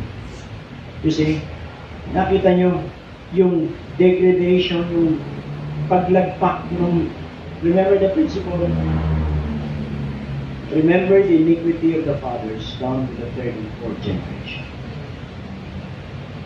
Nung mamatay si Jotham, meron pumalit. Chapter 28. Pangalan pa lang. Kitang-kita na. Ahas. Samantalang yung mga nauna ay nanduroon yung phrase na, and he did that which was right. Now take note of Ahaz. Ahaz was 20 years old when he began to reign, and he reigned 16 years in Jerusalem, but he did not that which was right in the sight of the Lord, like David, his father. You see, he did not that which was right. What happened to the next generation? Totally wala na. And if you read the story of Ahaz, one of the worst king of Israel. Palala ng palala ng palala ng palala. He will bring with him 7 more wicked spirits, and the next generation will become worse than the first. Palala ng palala ng palala.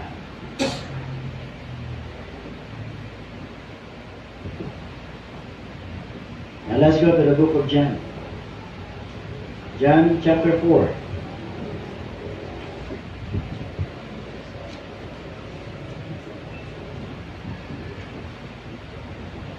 Verse number 5.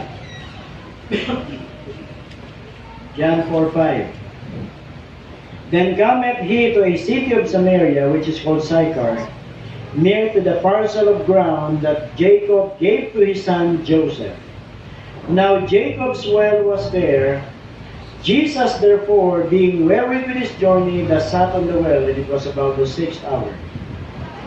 Then cometh a woman of Samaria to draw water. Jesus said unto her, give me the drink. Now, sino mga Bible student dito? And Jacob's well was there. Any idea? Ilang taon nang dumaan simula nang hinukay ni Jacob yung balon hanggang sa panahong dumaan si Jesus. Because Jacob's well was there. Any idea?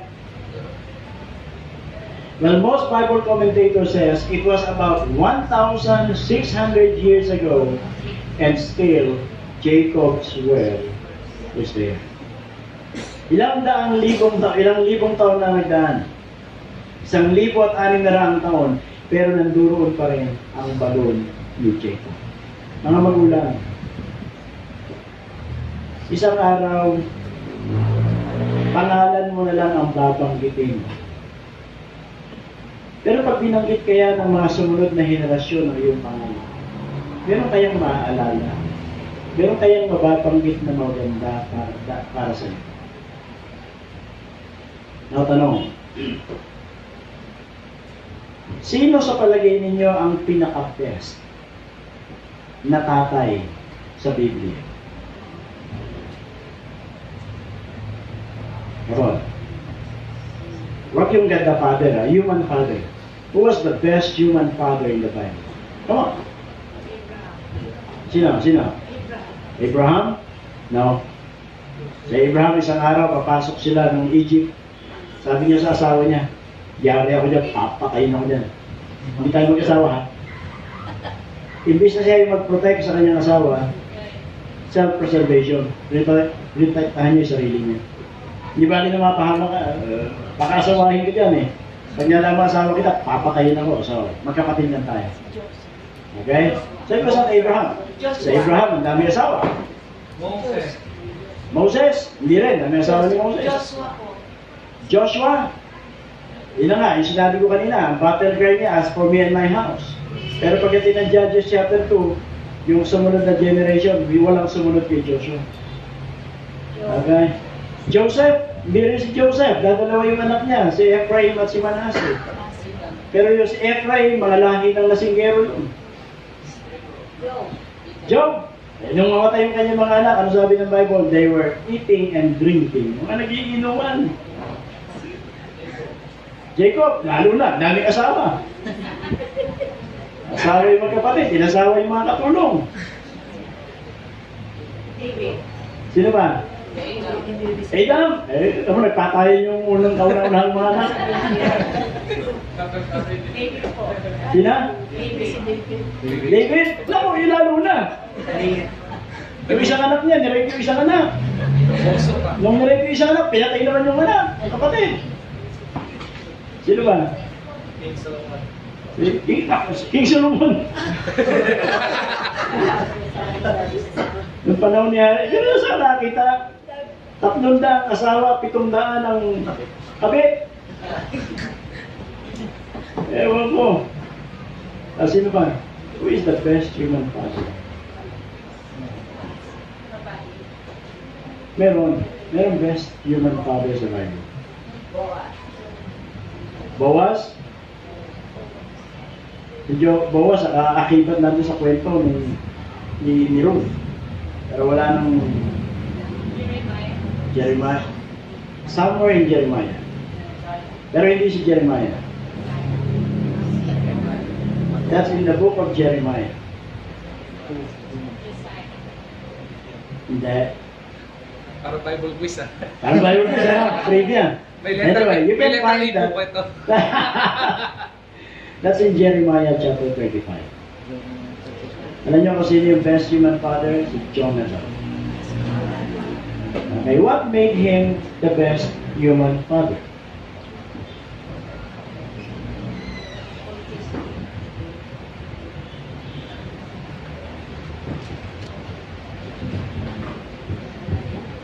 Okay, isang araw, ito yung lahi ng mga Rechabites.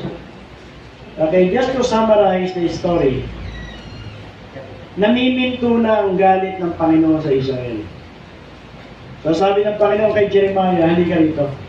Puntahan mo ang tribo ng mga Rechabites. Okay?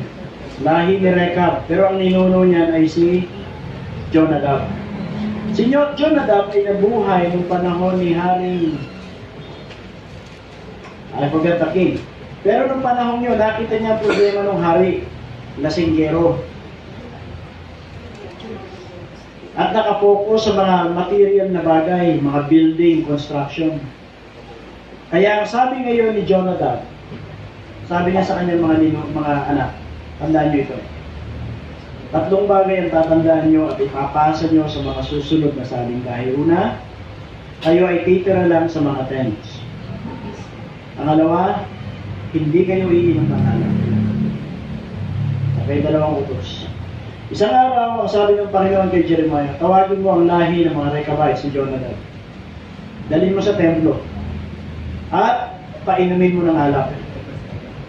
Ako, pambihira. May approval ng isa sa mga major prophets. Hindi lang anong prophet ito, major prophet. At sasabihin, sige, inom kayo ng alak. At dinala sila sa isa sa mga chamber doon. Pero ano ang sagot ng mga Rechabites na yung lahi ni Jonadab? Sa verse number 5,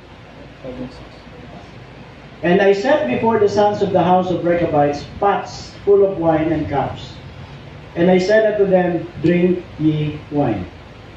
But they said, We will drink no wine, for Jonadab, the son of Rechab, our father, commanded us, saying, Ye shall drink no wine, neither ye nor your sons forever.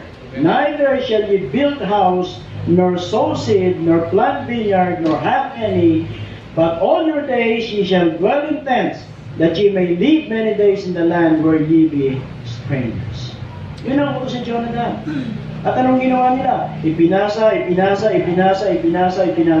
At ngayon, bakit sila pinatawag ng Panginoon?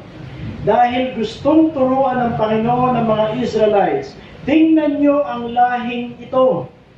Kahit utusan silang uminom, ilang daang taon na ang nakaraan ang kanilang paninindigan. Sinabi ng ninuno namin si Jonadab, hindi kami iinom, hindi kami titira sa mga anumang gusali, kami titira sa mga lona, at hindi kami magmamayari ng mga bagay-bagay sa mundo nito. And for several generations, at ano po nangyari? Samantalang, nandoon sila sa Northern Kingdom, dumating ang Assyrian Empire, kinupkup ang Northern Kingdom. Ang mga Rechabites, tiniklop yung mga lona, dala yung mga hayupan, bumaba ng Southern Kingdom. And by design, nasa Southern sila.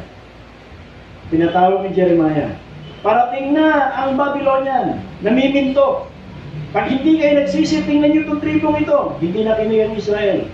Parating ang Babylonian Empire, tiniklop nila yung kanilang mga tents, dinala yung kanilang mga hayupan, bumalik sa kanilang orihinal na bayan.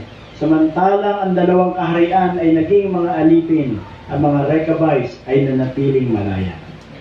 At anong pangako sa kanila ng Panginoon? Look at this. Sa verse 18 and 19. And Jeremiah said unto the house of the Rechabites, Thus saith the Lord of hosts, the God of Israel, because ye have obeyed the commandment of Jonadab your father, and kept all his precepts, and done according unto all that he hath commanded you. Therefore thus saith the Lord of hosts, the God of Israel, Jonadab, the son of Rechab, shall not want a man to stand before me forever. Pangako ng Panginoon, in every generation, merong lahi ninyo na tatayo para sa akin. Gagamitin ko.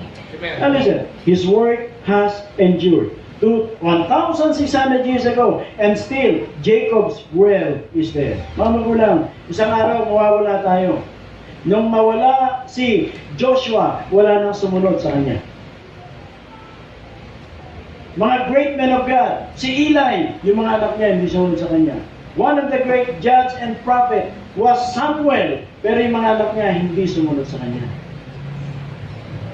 Pero merong lahi ni Jonadab, mga Rechabites, na kahit wala na yung kanilang ninuno, ay nagpatuloy sila sa utos na ibinigay sa kanila.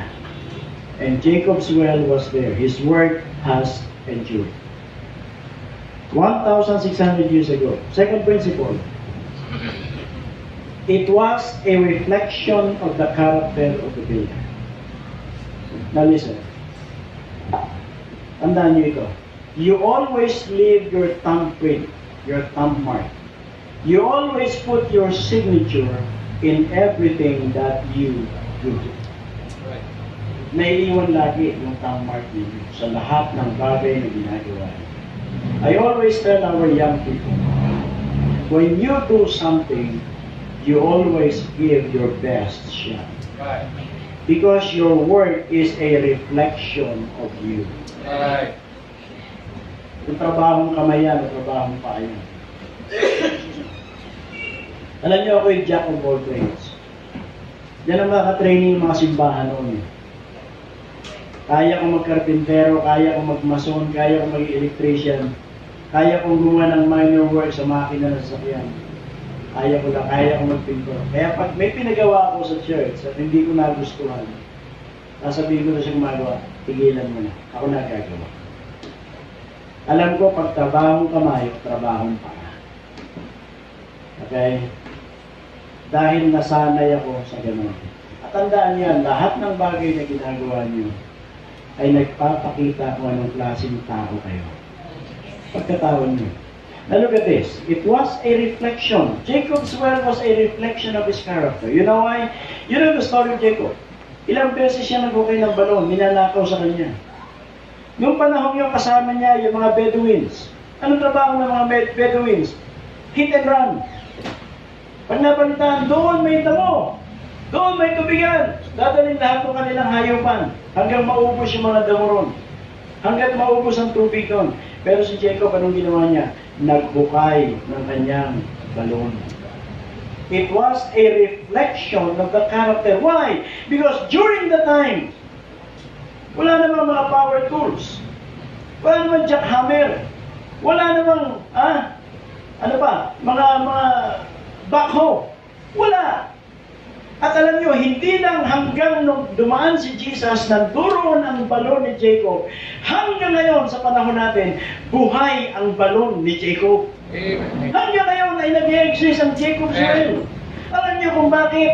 Sapagkat si Jacob ay gumawa ng balon hindi sa buhanginan. Siya'y gumawa ng balon sa batuhan. It was a reflection of the character of the builder. Amen. Batuhan. Walang power tools. Walang heavy equipments. Ibig sabihin yun, minano-mano ni Jacob yung pagbukay ng balon. Mano-mano yun. Ito ay refleksyon kung anong klaseng pagkatao, anong klaseng ugali meron si Jacob. And Jacob's well was there 1,000, 2,300 years ago, 600 years ago, and still, Jacob's well is there. Mga magulang, pag tayo kaya wala na, ano mangyayari sa mga susunod na generation? Sila kaya magpapatuloy na gagamitin ng Panginoon. Sila kaya magpapatuloy na maglilingkod sa Diyos.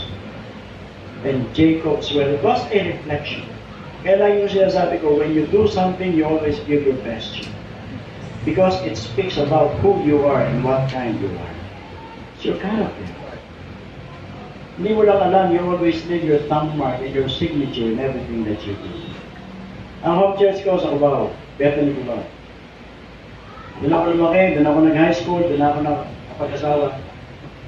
And I'm so proud. Pagkasama ko yung mga anak ko, papasyal kami ron. I will always tell my children, mga anak, dati nyo gumawa niyo. Mga anak, nung ginawa itong aming crazy cut na flooring, kasama ko dyan. Mga anak, nung ginawa itong building, itong ginawa namin dyan. Mga anak, kasama ang tatay ka. I'm proud to say, I've been a part of that work, of that ministry. Bakit? Alam kong galing ako ron eh. Alam kong ginawa ko eh. Kaya pwede ko pang malaki, pwede ko pang meron. You see, it was a reflection of the character of the builder. Kaya nga, pag ako'y nakita ko may ginagawa, kayo mga young people ngayon, kaya niyo ba hawak ng lagari? Kayo mga martilyo? Hawak lang po, oo. Ano yung ibig ko sabihin? Meron ko yung people, meron ko yung mandon. Nakilaki mama. Ikaw liya, tumulong ka. Abay, pinaglagari ko. Kakapraso. Bumaha na ng pawis niya doon sa aming church. Hindi pa naputol. Yung pambira, bumabaha na rito ng pawis po, hindi pa naputol yan. Pastor nilang humawak na lagari. Bihira ka. Laki-laki mo, hindi ka humawak na lagari. Actually ngayon, nag-repair ako ng bahay. Pinakot ko, magkano gagastusin. Sabi ko, pambira, kaya-kaya matrabawin to. Ano gagawa? Palit ako ng kisame. Nag-painting ako. Kung may mga young people kung may hindi pa dyan, pasyal kayo rito. Isa may pupunta, kung walang pasok. Pero sige na yung gumagawa. Bakit? Pinakot ko pagkamahal-mahal. Like, pambira ako na lang. Baka hindi pa ako kontento Kung gumawa ako, nagpalit yung mga kisame ako, nag-repainting doon. Mas malaki pa yung gagastusin ko sa sabi ko ako na lang. See, it was a reflection sa character. Ako'y napaka-meticulous yung tao. Nasabi ko yan. Kung meron akong pinagawa, you give your best shot. Dahil pagka ayaw ko niyan,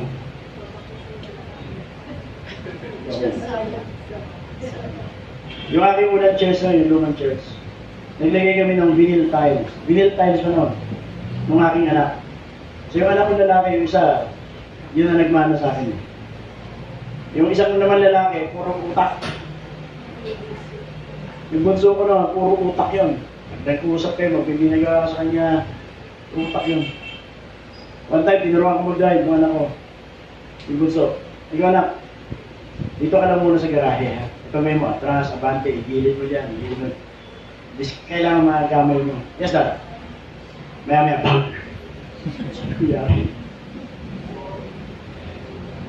Kumataw. Teka lang, ano yan Sabi dad, yung isip ko alam yung gagawin. Yung kakamay ko tsaka yung paa, ayaw sumunod Teka pamina. Pero yung isang anak mo. So, gawa kami ng vinyl tiles. Sabi ko, anak, ganito ang gagawin, bigyan mo ng paste, tatang mo ba yan, ganito. Tapos yung mga nakaka 3 columns na ako, sabi ko, anak, ituloy mo to. Doon ako sa gilid, yung mga ikakat. So, sundan mo lang yung pattern. Yes, dad. So, ito na. Ang ginawa niya, sobrang dikit na dikit. So, eventually, pagdating sa dulo, nagkaroon na ng space, hindi na pumantay yung bilin. Sabi ko, anak, pagdating nung Sunday, nakikita ng mga miyembro hindi pantayan. Ikaw ituturo ko. Sabi niya, dad, sabi niya, basta dinikit ko lang Oo nga, sinundan mo itong pattern dito, yung linya. Nalipang po ako, ginawa ko, dikit na dikit, talagang... So eventually, yung liit lang yun, magkaroon na ng space. Sabi ko, anong gagawin natin ngayon? Sabi niya, dad, wala kailangan tanggalin Sabi ko, tanggalin natin. Bakbakan yun But he learned his lesson. Sabi ko, anak, tandaan mo ito. This is the good lesson here. Alam mo, along the way ng ating buhay, we are trying to make everything right. Pero nagkakamali tayo. And the good news is this. Our God is the God that always gives chances. Amen. So tanggalin natin to, ayusin natin. At inayos namin. And he learned his lesson. Thank you, God. Tandaan mo yan. Kahit anong pilit nating ayusin doon minsan, sumasablay pa rin tayo. Pero ang kagandahan, lagi na ang Diyos nagbibigay ng chance para tayo makapag-ayos. And we made it right. He made it right this time. You see, it was a reflection of the character of God. At sinasabihan ko yung mga young people, pag ako may ginagawa, at tatabihan nyo ako rito at gigita-gitara kayo, lumayas kayo. Ihahataw ko sa inyo ang gitara. Hindi ko kailangan ng entertainer dito. Pero kung gusto nyo matuto, halika rito. Kung friend ko kayo sa Facebook, nakita nyo aking apo. Pag may construction, katulong ko yun. Dada, may I help? Sure, come on. At nakita ko yung mga anak ko sa kanya nung naglalakihan ko. Eto nga lang. Yung nilagari mo, maya-maya, wala lang, nilalagari ulit. So, lalagari ka na naman. Bakit? Yung nilagari mo, pinutol ulit Yung papako mo, maya-maya, puno ng tako. Bakit? Pinag-practice ng pukpuk Kasi, but that's part of learning. At ako'y natutuwa. It doesn't matter. Kailangan magputol ako ulit, maglagari ulit ako. At least my son, my grandson is learning. You see, reflection of the character of the God. Kaya nasa music ministry, huwag lang kayo tutugtog. Ang sabi ng Bible, sing in the Spirit and sing with understanding. Give your best shot. Kayo mga teacher, pag kayo nagturo, huwag lang kayo magturo. Huwag lang mahirapos yung pagtuturo. You are passing wisdom, knowledge, and you are preparing the next generation. Right. Give your best shot. Right. Mga magulang, minsan na tayo maging magulang. Why not be the best parent in this world? Young people, minsan ka lang maging young people. You only have, you will not always have the opportunity. Give the best shot. When you study hard. Right? Give your best shot. Bigyan nyo ng karangalan yung magulang mo. And Christians, listen, give your best shot. We are living in the world of confusion. Marami nag-claim na tama. Marami yung mahawak ng Biblia. You see, give your best shot. Be a true Christian indeed. Kagaya ng aking young people na yun, yung aking young man na yun. Nadala niya magulang niya, nadala niya mga kaibigan niya. Bakit? Kilala siya eh. Tatay niya umiiyak sa kanya. Pero hanggang mamatay, yung pamilya nanduro sa aming church, yung tatay. See, it was a reflection of the character of the builder. Jacob's well was there. Up to this moment, Jacob's well is still there. It never stopped to be a blessing. And that's the third principle. His work has never ceased to be a blessing. It never stopped to be a blessing. From the day that Jacob built that well, it provided water to the community. It provided water to the passers-by. Lahat ng dumaraan doon. At alam nyo, hindi lang isang araw ito'y nagbigay ng tubig sa mga dumaraan, hindi lang nagbigay ng tubig sa mga nakatira sa paligid. Isang araw, the blessing of all blessing is this. Because 1,600 years after, ang Panginoong Jesus mismo ang dumaan. And He even sat on that well. Kung tira, napakapalad ni Jacob. Yung kanyang ginawa ay nakasumpong ng kapahingahan ng Panginoon. Amen. Nagpahinga ang Panginoon at hindi na nagpahinga. Uminom pa ng tubig buhat sa balon na ginawa ni Jacob ang pihira. Napakapalad ni Jacob. Yung kanyang ginawa ay nagbigay ng kapahingahan sa Panginoon. Mga magulang, mga young people, mga anak, yung inyo bang pinagagawa ay makakasumpong kayo ng kapahingahan ng Panginoon? Will you make God proud on what you are doing? Sasabihin ng anak ko, ang pihira na, pakagaling ng ginawa ng anak ko ito ngayon. So sasabihin ng Panginoon, ang pihira ito, pasaway na ba? Pasaway na magulang ito. Huh?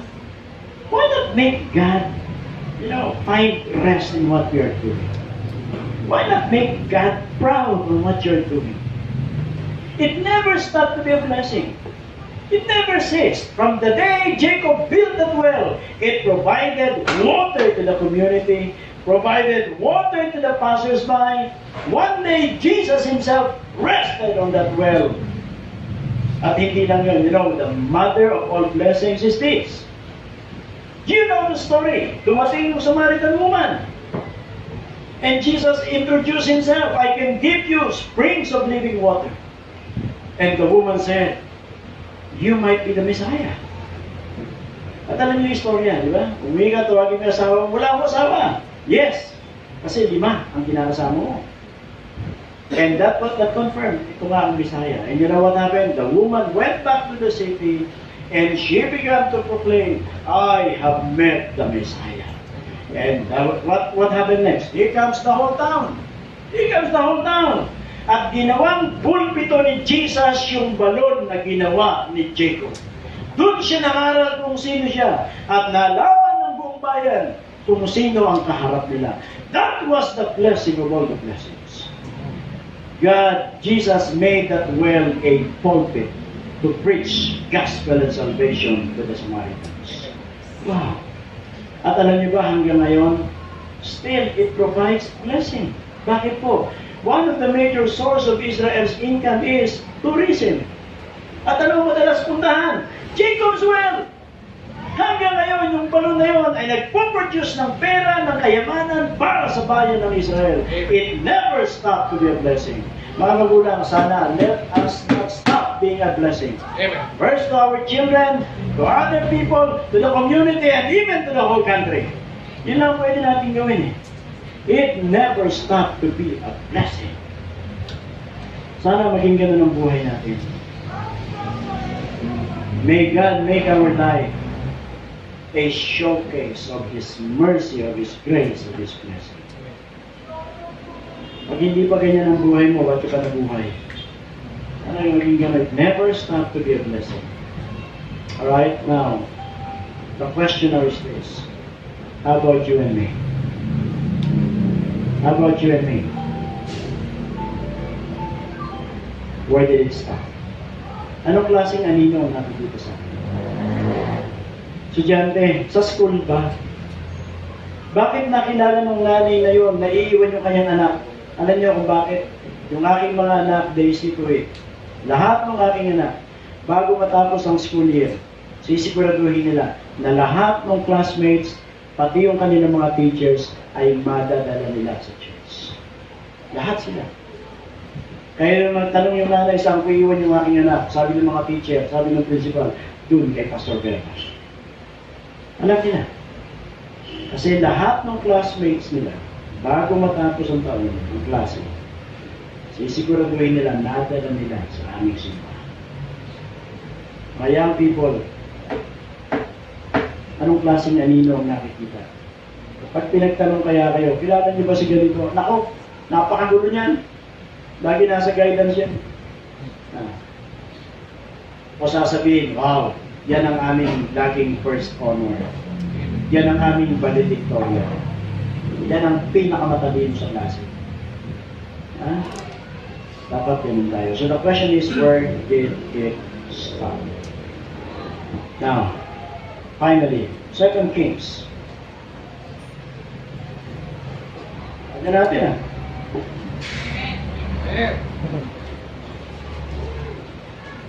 Gibang ng lesson, pwede pa tayo.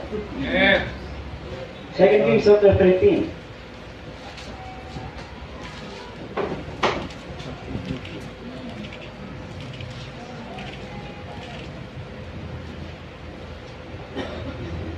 Ang istorya, ganito. Namatay na si Elisha. That's in verse number 20. And Elisha died. And they buried him, and the bands of the Moabites invaded the land at the coming in of the year. So namatay si Elisha, at siya inilibing. At nung siya nilibing na, nagkaroon din na ibang patay. Matagal na nakalibing si Elisha, so merong namatay. That's in verse number 21. And it came to pass, as they were burying a man, that behold, they spied a band of men. May pasugod ng mga Moabites, mga kalaban. Nandun sila sa cemetery, nakita, naku po, ang daming kalaban, parating. So sa takot nila, hindi na ilibing yung bangkay. Okay, hindi na ilibing. And they spied a band of men, and they cast the man into the sepulchre of Elijah. Inihagis na lang. Naku po, parating yung mga kalaban. Kaya alam nung inihagis nila ito, napunta sa libingan ni Elijah. At ito maganda. And when the man was let down and touched the bones of Elisha, he revived and stood up on his feet. Nung matikin itong bangkay na ito doon sa katawan o sa buto na ng marahil ni Elisha, abay, nabuhay! Nabuhay! Ewan ko, natakot din sa mga parating. Pero nung siya matikin kay Elisha, he revived and stood up on his feet. Now, what is the principle here? Mga magulang, sa araw mawawala tayo. Mga pastor, mawawala tayo. Pero sa mga susunod na generation, pag narinig nila yung ating pangalan, nalaman nila yung ating buhay, sila kaya yung magkakaroon ng pagkabuhay. Sila kaya yung magkakaroon ng pag-asa. Sila kaya ay muling babangon at tatayo at magpapatuloy sa kanilang paglilingkod sa Panginoon. He stood up. Ano sabi ng Book of Hebrews? Sila'y patay na, pero sila'y nagsasalita na. Mga magulang, legacy. Legacy. In Genesis chapter 5, ewan ko kung natapos yung basahin ng Genesis chapter 5. Alam niyo kung bakit? Kasi Genesis 5, itong mababasa niyo. And he lived, and he begat, and he died. Paulit-ulit yan. And he lived, and he begat, and he died. Alright? Hanggang dulo yan yung buong chapter na yan. Now, anong gagawin nyo kapag na-encounter nyo yung ganong talata sa Biblia? Eh, buti sana kung kadali-daling bigkasin yung mga pangalan dito. Parang tongue twister dito. Alright? So, frankly and honestly, yung iba sinasabi, Pastor, I jump to the next chapter. Kasi, monotonous eh. And he lived a certain years, and he begot sons and daughters, and finally, he died. Alright? But you know what? We can learn some very important principles here in Genesis chapter 5. Sino ang pinakamatandang nabuhay yan? Methuselah. And he lived for 969 years, almost a century. Pero anong sabi ng huling talata? And he died. Okay? And he died. Now the principle is this. Tandaan niyo ito. No matter how long you live, still, you will die. Okay? Kahit yan makahaba ang buhay, patay pa rin sa bandang huli. Okay? Even if you think you're the most powerful man, think of the most powerful man in this world. Sino bang mga makapangyarihang tao? Napoleon Bonaparte, Idi Amin, Kings and Queens of England, former President Marcos. Sino pa? Even if you think you're the most powerful man, still, you will die. No matter how long you live, even if you think you're the most powerful man, still you will die. Even if you think you're the wealthiest person in this world, still you will die. Alam niyo ba, in 1923, 6 of wealthiest men in America met together for business venture. Alright?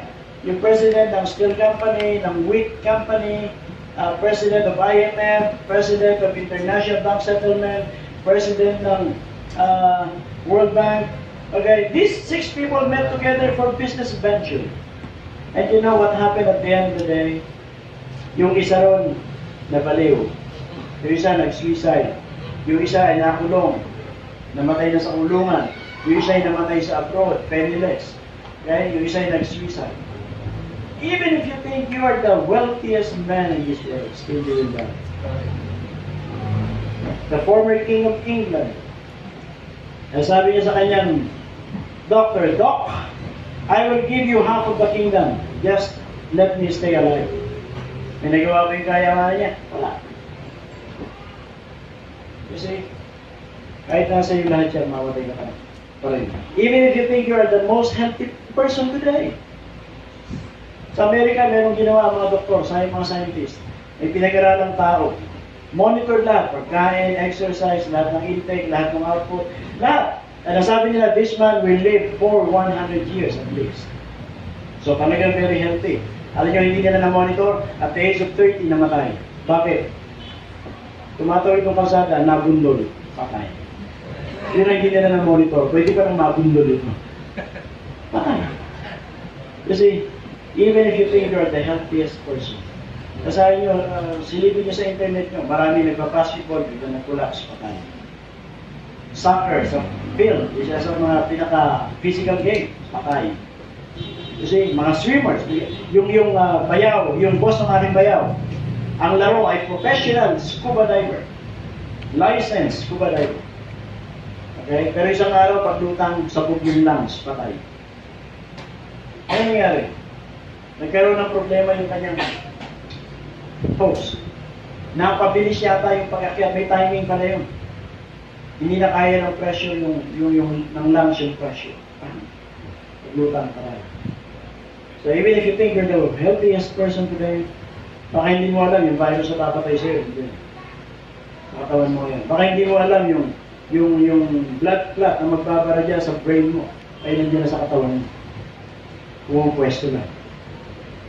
Kasi, no matter how long you live, still you will die. Tayo ngayon ay nasa panahon na ang tao ay halos maging Diyos. Pinag-aaralan lahat kung paano bibigyan ng solusyon ang sakit ng tao. Kaya lang ang problema, ganito. nalaman yung sagot sa isang problema, meron namang side effect sa katawan. Patay naman yung kidney mo, yari naman yung atay mo. Kasi at the end of the day, we have to accept the fact that no matter how long you live, still, you will die. Right. Try to imagine this. Sa araw ito, sabi ko sa mga members ng church, ay sabi ng Bible, at least ang lifespan ng tao is 70 years old.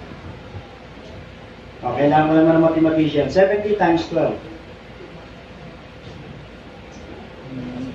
70 times 12. Ayan naman.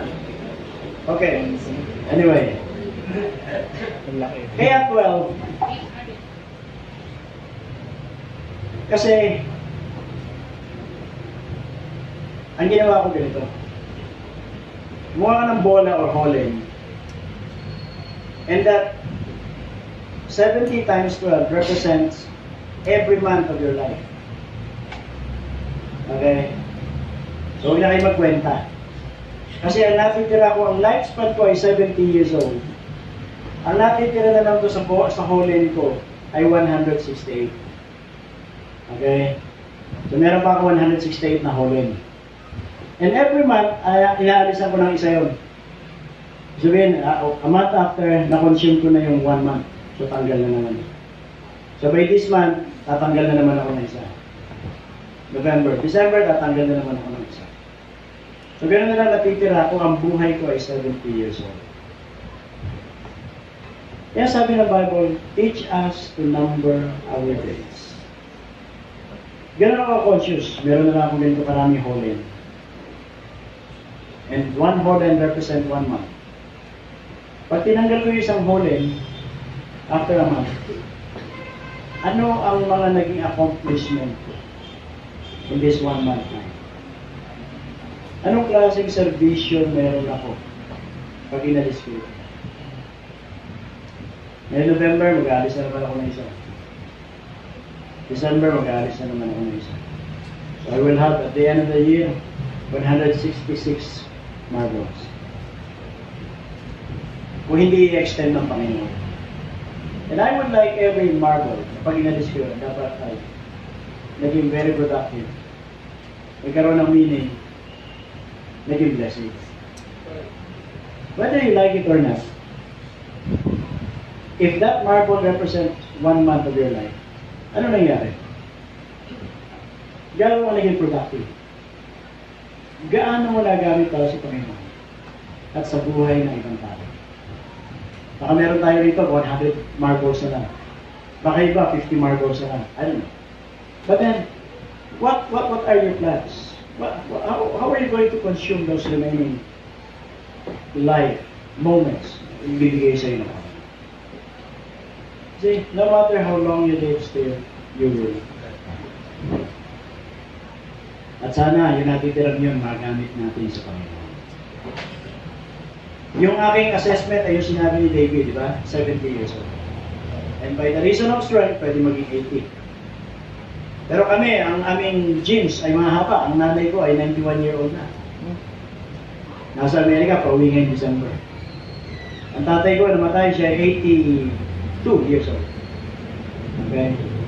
Pero may kapatid ako namatay 60 years old. Kuya ko. So, yun ay assessment lang. Pero nasa kamay talaga ng Panginoon kung ilan at kailan. What if hindi ko ma-consume yung 70 years? What if hindi ko ma-consume yung 70 years? Paano mo gagamitin yun? Kasi, ano pag wala ka na? Yung kaya makakarinig ng pangalan mo, magkakaroon ng blessing. Katulad ni Elisha. Matagal na siyang patay, pero nung madikit sa kanya yung tao, ay muling nabuhay. That's first principle. No matter how long you live, still you will die. Second principle is this. Talagyan niyo yung Genesis 5. Kanina nakilala niyo si Jonathan. Dito sa verse number 12, 11, nandiyan si Enos. Sa verse 12, nandiyan si Canaan. Sa verse 15, nandiyan si Mahalalel. Okay, tanong. Kung binabasa niyo ang Bible niyo, anong masasabi niyo patungkol kay Enos? Anong masasabi niyo patungkol kay Canaan? Anong masasabi niyo patungkol kay Mahalalel? Alam niyo, halongkatin niyo ang Bible niyo from cover to cover. Kaya lang mababanggit yung pangalan nila for the sake ng continuation ng generations. Si Jabez, dalawang verses ang nabanggit sa kanya sa Bible. And yet, library ang magagawang books patungkol sa buhay niya. Alright? Jabez. Pero itong si Enos, si Canaan, parang si Canaan, Baptist to eh. Ha? Pangalan pa lang eh, katunog Baptist na eh, Canaan. Alright? Mahalalel. And that's the second principle. The first is, no matter how long you live, still you will die. And the second principle is, there are people who just live and die. Wala na. Nabuhay na, mabalita mo, ay patay na. Walang maalala, ano bang ginawa nitong tao nito? Ano bang contribution nito sa pamilya niya? Ano bang contribution nito sa church niya? Ano bang contribution niya sa kanyang community? Ito sa Canaan, Baptist ko eh. Mga niya pag may anniversary, may camp, ano pa, may special event sa simbahan. Kasi may kainan. Hindi siya makaalala. Pero the rest wala na. Ano bang naiambag? Ako, very proud ako. Pag pupunta ako sa ating home church, pwede nyo sabihin, yan, ako gumawa niyan. Ako, part ako dyan. Ako yan. Nalala ko yung aming stage. Binil pa noon. Binil tayo doon. Wala tayong mga tiles lang na mga granite ngayon. High school department kami. Ako president ng high school. Contribution. Bawat isang tiles, binil tiles, ikakabit dito. Very proud, high school president ako. High school department, isa. Oh, yung isang binil tayo doon, namin yun. Ngayon, hindi na, wala na yung binil eh. Pero very proud ako, na kung wala yung isang binil yun, bungi yun, butas yun. Amin yun. Kasi, meron kami contribution. At tingin niyo paligid. Ano kaya in by the grace of God, pwede mo sabihin, salamat sa Panginoon, naging kabahagi. Sino naging kabahagi dito? Sino naging kabahagi niya? Ito mga ito.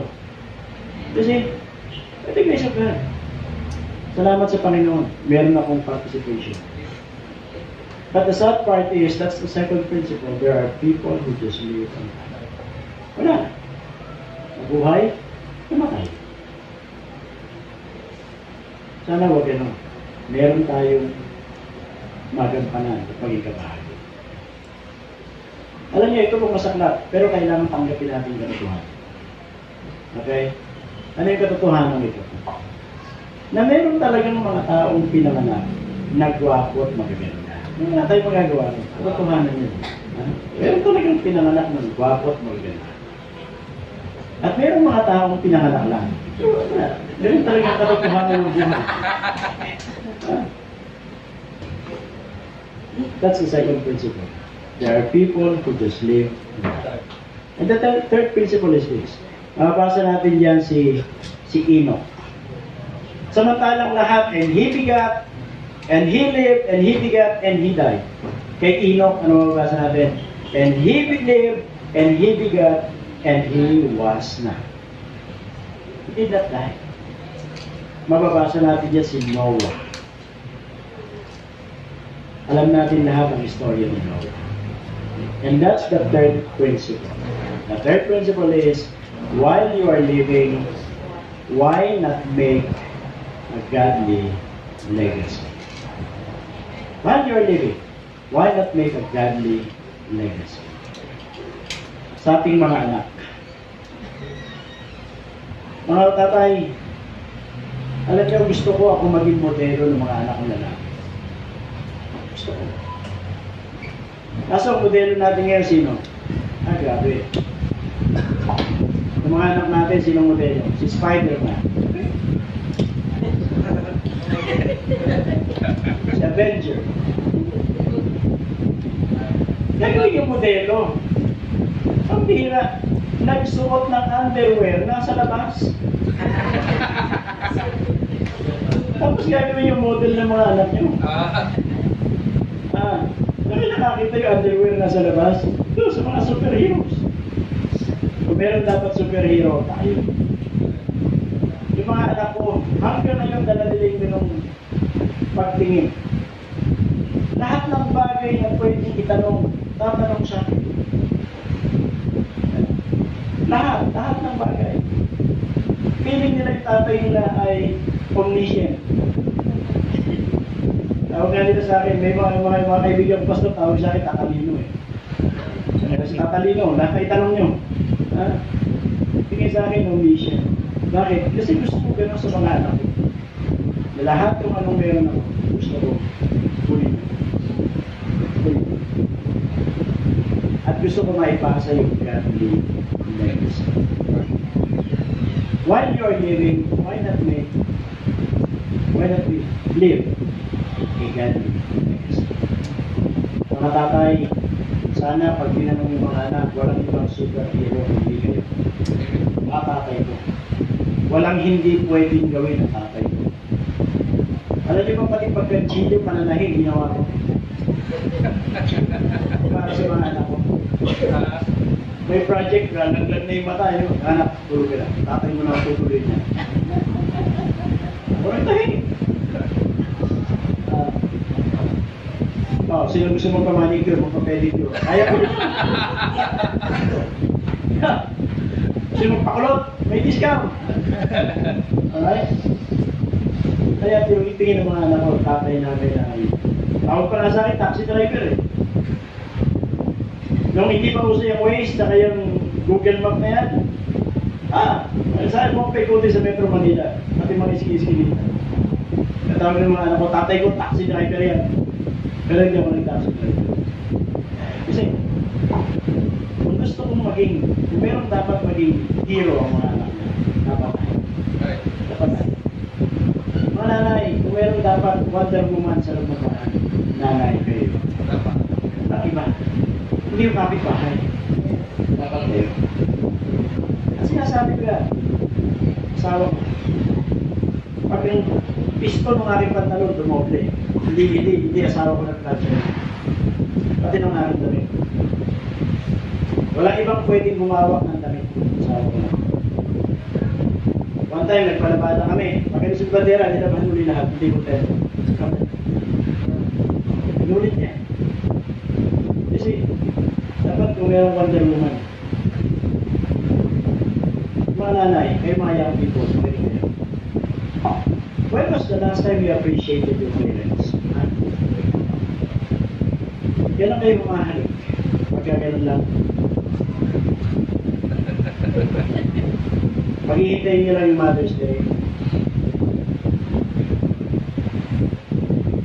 Kaya yung mga nanay nyo rin. Mga nanay natin. Ang mga nanay natin, hindi naman lahat yan nagkaroon ng music. Pero pag ang nanay mo na kumanta, parang ibon na daw na yan. Kahit ayaw mo matulog. Yung taping niya, pag ginawa ni Mami yan, ni Lola, at kumanta na yan. Pakantahin mo sa Siyarong Puneta, hindi makakatulog. Pero pag si Mami kumanta, pinatay kumanta yan. At yung mga nanay pa naman, ang galing mag-compose yan. Bakit ba yung kanta niya napapagdugtong-dugtong? Paulit pa nila mauulit. Pero dugtong-dugtong yun. Yung mga nanay, hindi naman lahat yan nag-aaral ng culinary course. Pero pag ang nanay nagluto, pambihira. Kaya kayo naglakihan na ganyan. Dahil niya sa nanay niya. Kasi, mga nanay nyo, hindi naman lahat yan nag-aaral ng medicine. Kaya tingnan niyo yung bata, takbo rito, takbo rin, bukol, boing, kayo natatakbo yan. Mami! At ito mga nanay, may mga magic yan. Saan masakit? Dito po. O, kiss ni mami. Mwah! Masakit po? Hindi na po. Pero laki na po ko yun. Basta mami, humawag yan. Tapos ang boxing. Na-appreciate ko eh. Hindi nag-aaral ng medicine yung mga yan. Pero kung isang kilo, mami lang yung hawak ka ni mami. Eh, pagtanda ako ito, pag may sakit ako, naalala ko pa nanay ko. Ano, doktor, wala. Ang lagnat namin, ang gagawin ng nanay ko, kukuha yan ng bigas. Luya, bawang sa kayo, parang mga pika kayo. Pagka lusaw na, alam mo, lusaw na kasi tumatagas na rin ako. Bigla na, ahawin ng buko yan. Ano talaga naman, agos niya. Taglag. Wala yun. Ano mga nanay? Masakit-sakit na katawan. Dapa! Parang mga baso-baso. Baso. Kasi mga 50 centimos ang kalaki-laki. Ako yan, bigla, zoom! Bigla sa katawan mo. Huwag ka nang gagalaw, puso mo nalaglag yan. Ayun. Pag-ising mo bukas, naglag! Ano yung katawan mo? Porkadas! Pero tanggal! Ano? Sakit-sakit? Wala! Ayan ang mga nanay. Mga hilot-hilot yan, mga takal-takal, mga laway-laway ng nanay. Tanggal yan. Ayun mga anak, kailan yung nagpasalamat kayo sa nanay? Dalasan, narinig ng nanay nyo, yung pagpintihan nyo, yung pagsagot nyo.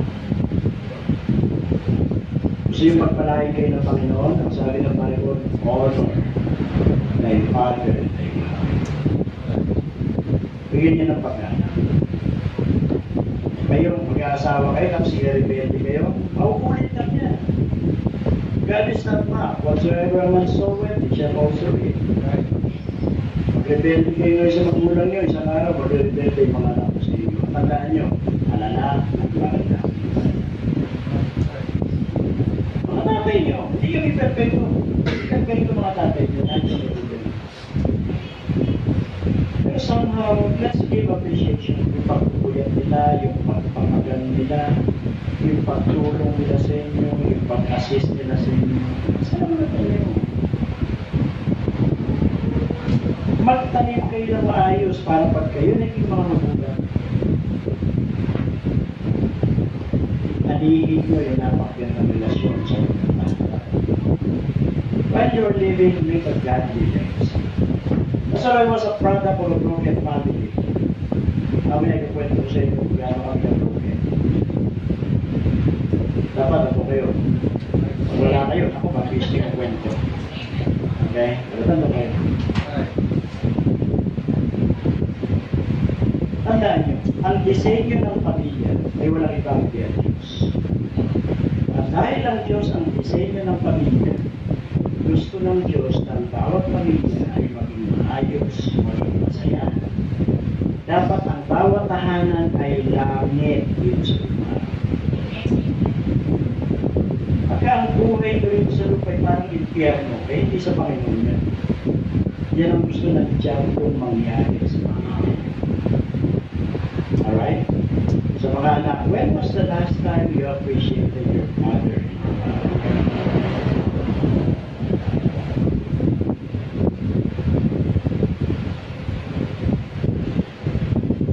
Sige nga, mga young people, nandito ay magulang nyo. Pwede ba kayo tumayo muna? Kaya niyo magulang nyo. Salamat kayo, yung balik kayo, yung anak kayo. Nandito na. Sige nga, mga young people, marinig nyo, mami, daddy, maraming salamat. Sige, tayo. Wala mga anak dito, puro lahat kayo, tatay at nanay. Sige. Huwag lang yan, mag-kiss kay daddy, magpasalamat.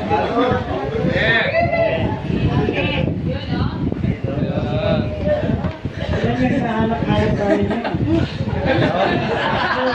Tatay nyo. Yung isa po sa adapted dito yan. So. Alam mo, magkama kayo eh. Tatay niya po yan dito. Kaya pala. Asan yung mga anak? Punta na kayo, mami, pinuntahan na kayo. Tayo. Hindi na kayo yata si Mami. Kapit tayo.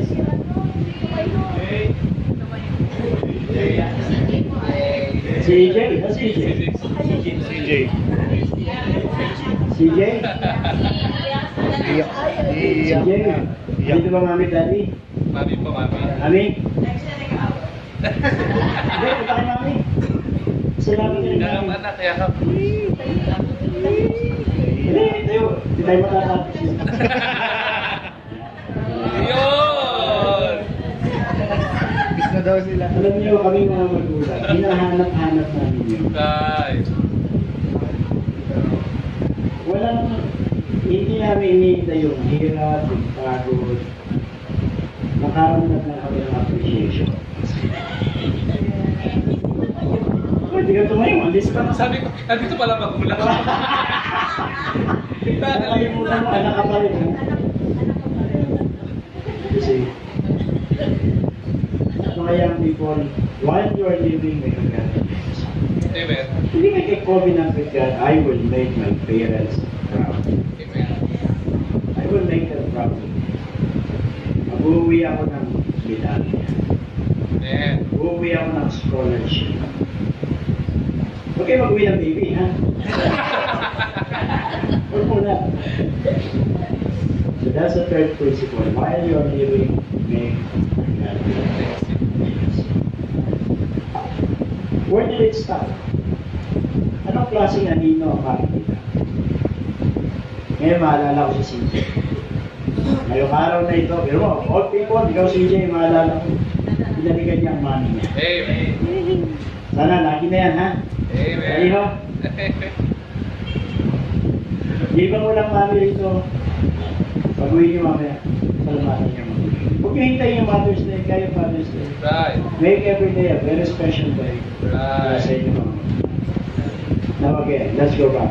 I will remember the iniquity of the fathers down to the third and fourth generation. But the mercy of the Lord and His righteousness unto the children's children. Wala kayong pwedeng pagpilihan. It's either you pass on cursing or you pass on blessing. Wala kayong pagpilihan. And the ball now is in your hands. Mga magulang, nasa kamay niyo ngayon. You can declare blessing or you can declare cursing. Mga young people, you have all the opportunities. Bakit? Parating pa lang kayo. At least nakita na ninyo. Magkaroon kayo ng determination and covenant. I would like to have a godly family. Amen. Marami ng wasak na pamilya. Marami ng pamilya na sira. Sana ma-preserve yung ating mga pamilya. At ang preservation niya ay hindi manggagaling kung kanino pa man. Kung hindi sa decision na gagawin ninyo para sa pamilya. Amen. Right. So before we end, may I request all the fathers, kung meron kayong sarili pamilya na, kayo ang magulang, kayo ang tatay. Nandito ba yung asawa mo? Nandito ba yung mga anak mo? Pwede mo kasi lang ilapit sa pamilya. Shall we all stand on this? Come on. Mga tatay, mga nanay, when you bring your family before the Lord today, we got family. Please preserve me. Let me learn to wait to the perfect one. Many handa niyo para sa akin. Come on. Every eye is closed and every head is bowed. Come on. Mga tatay, will you offer a prayer for your family today? Kung meron problema na nag-exist, this is not the right time para ayusin yun. Mommy, I'm sorry. Daddy, I'm sorry. Mama, nanay, I'm sorry. Tatay, I'm sorry.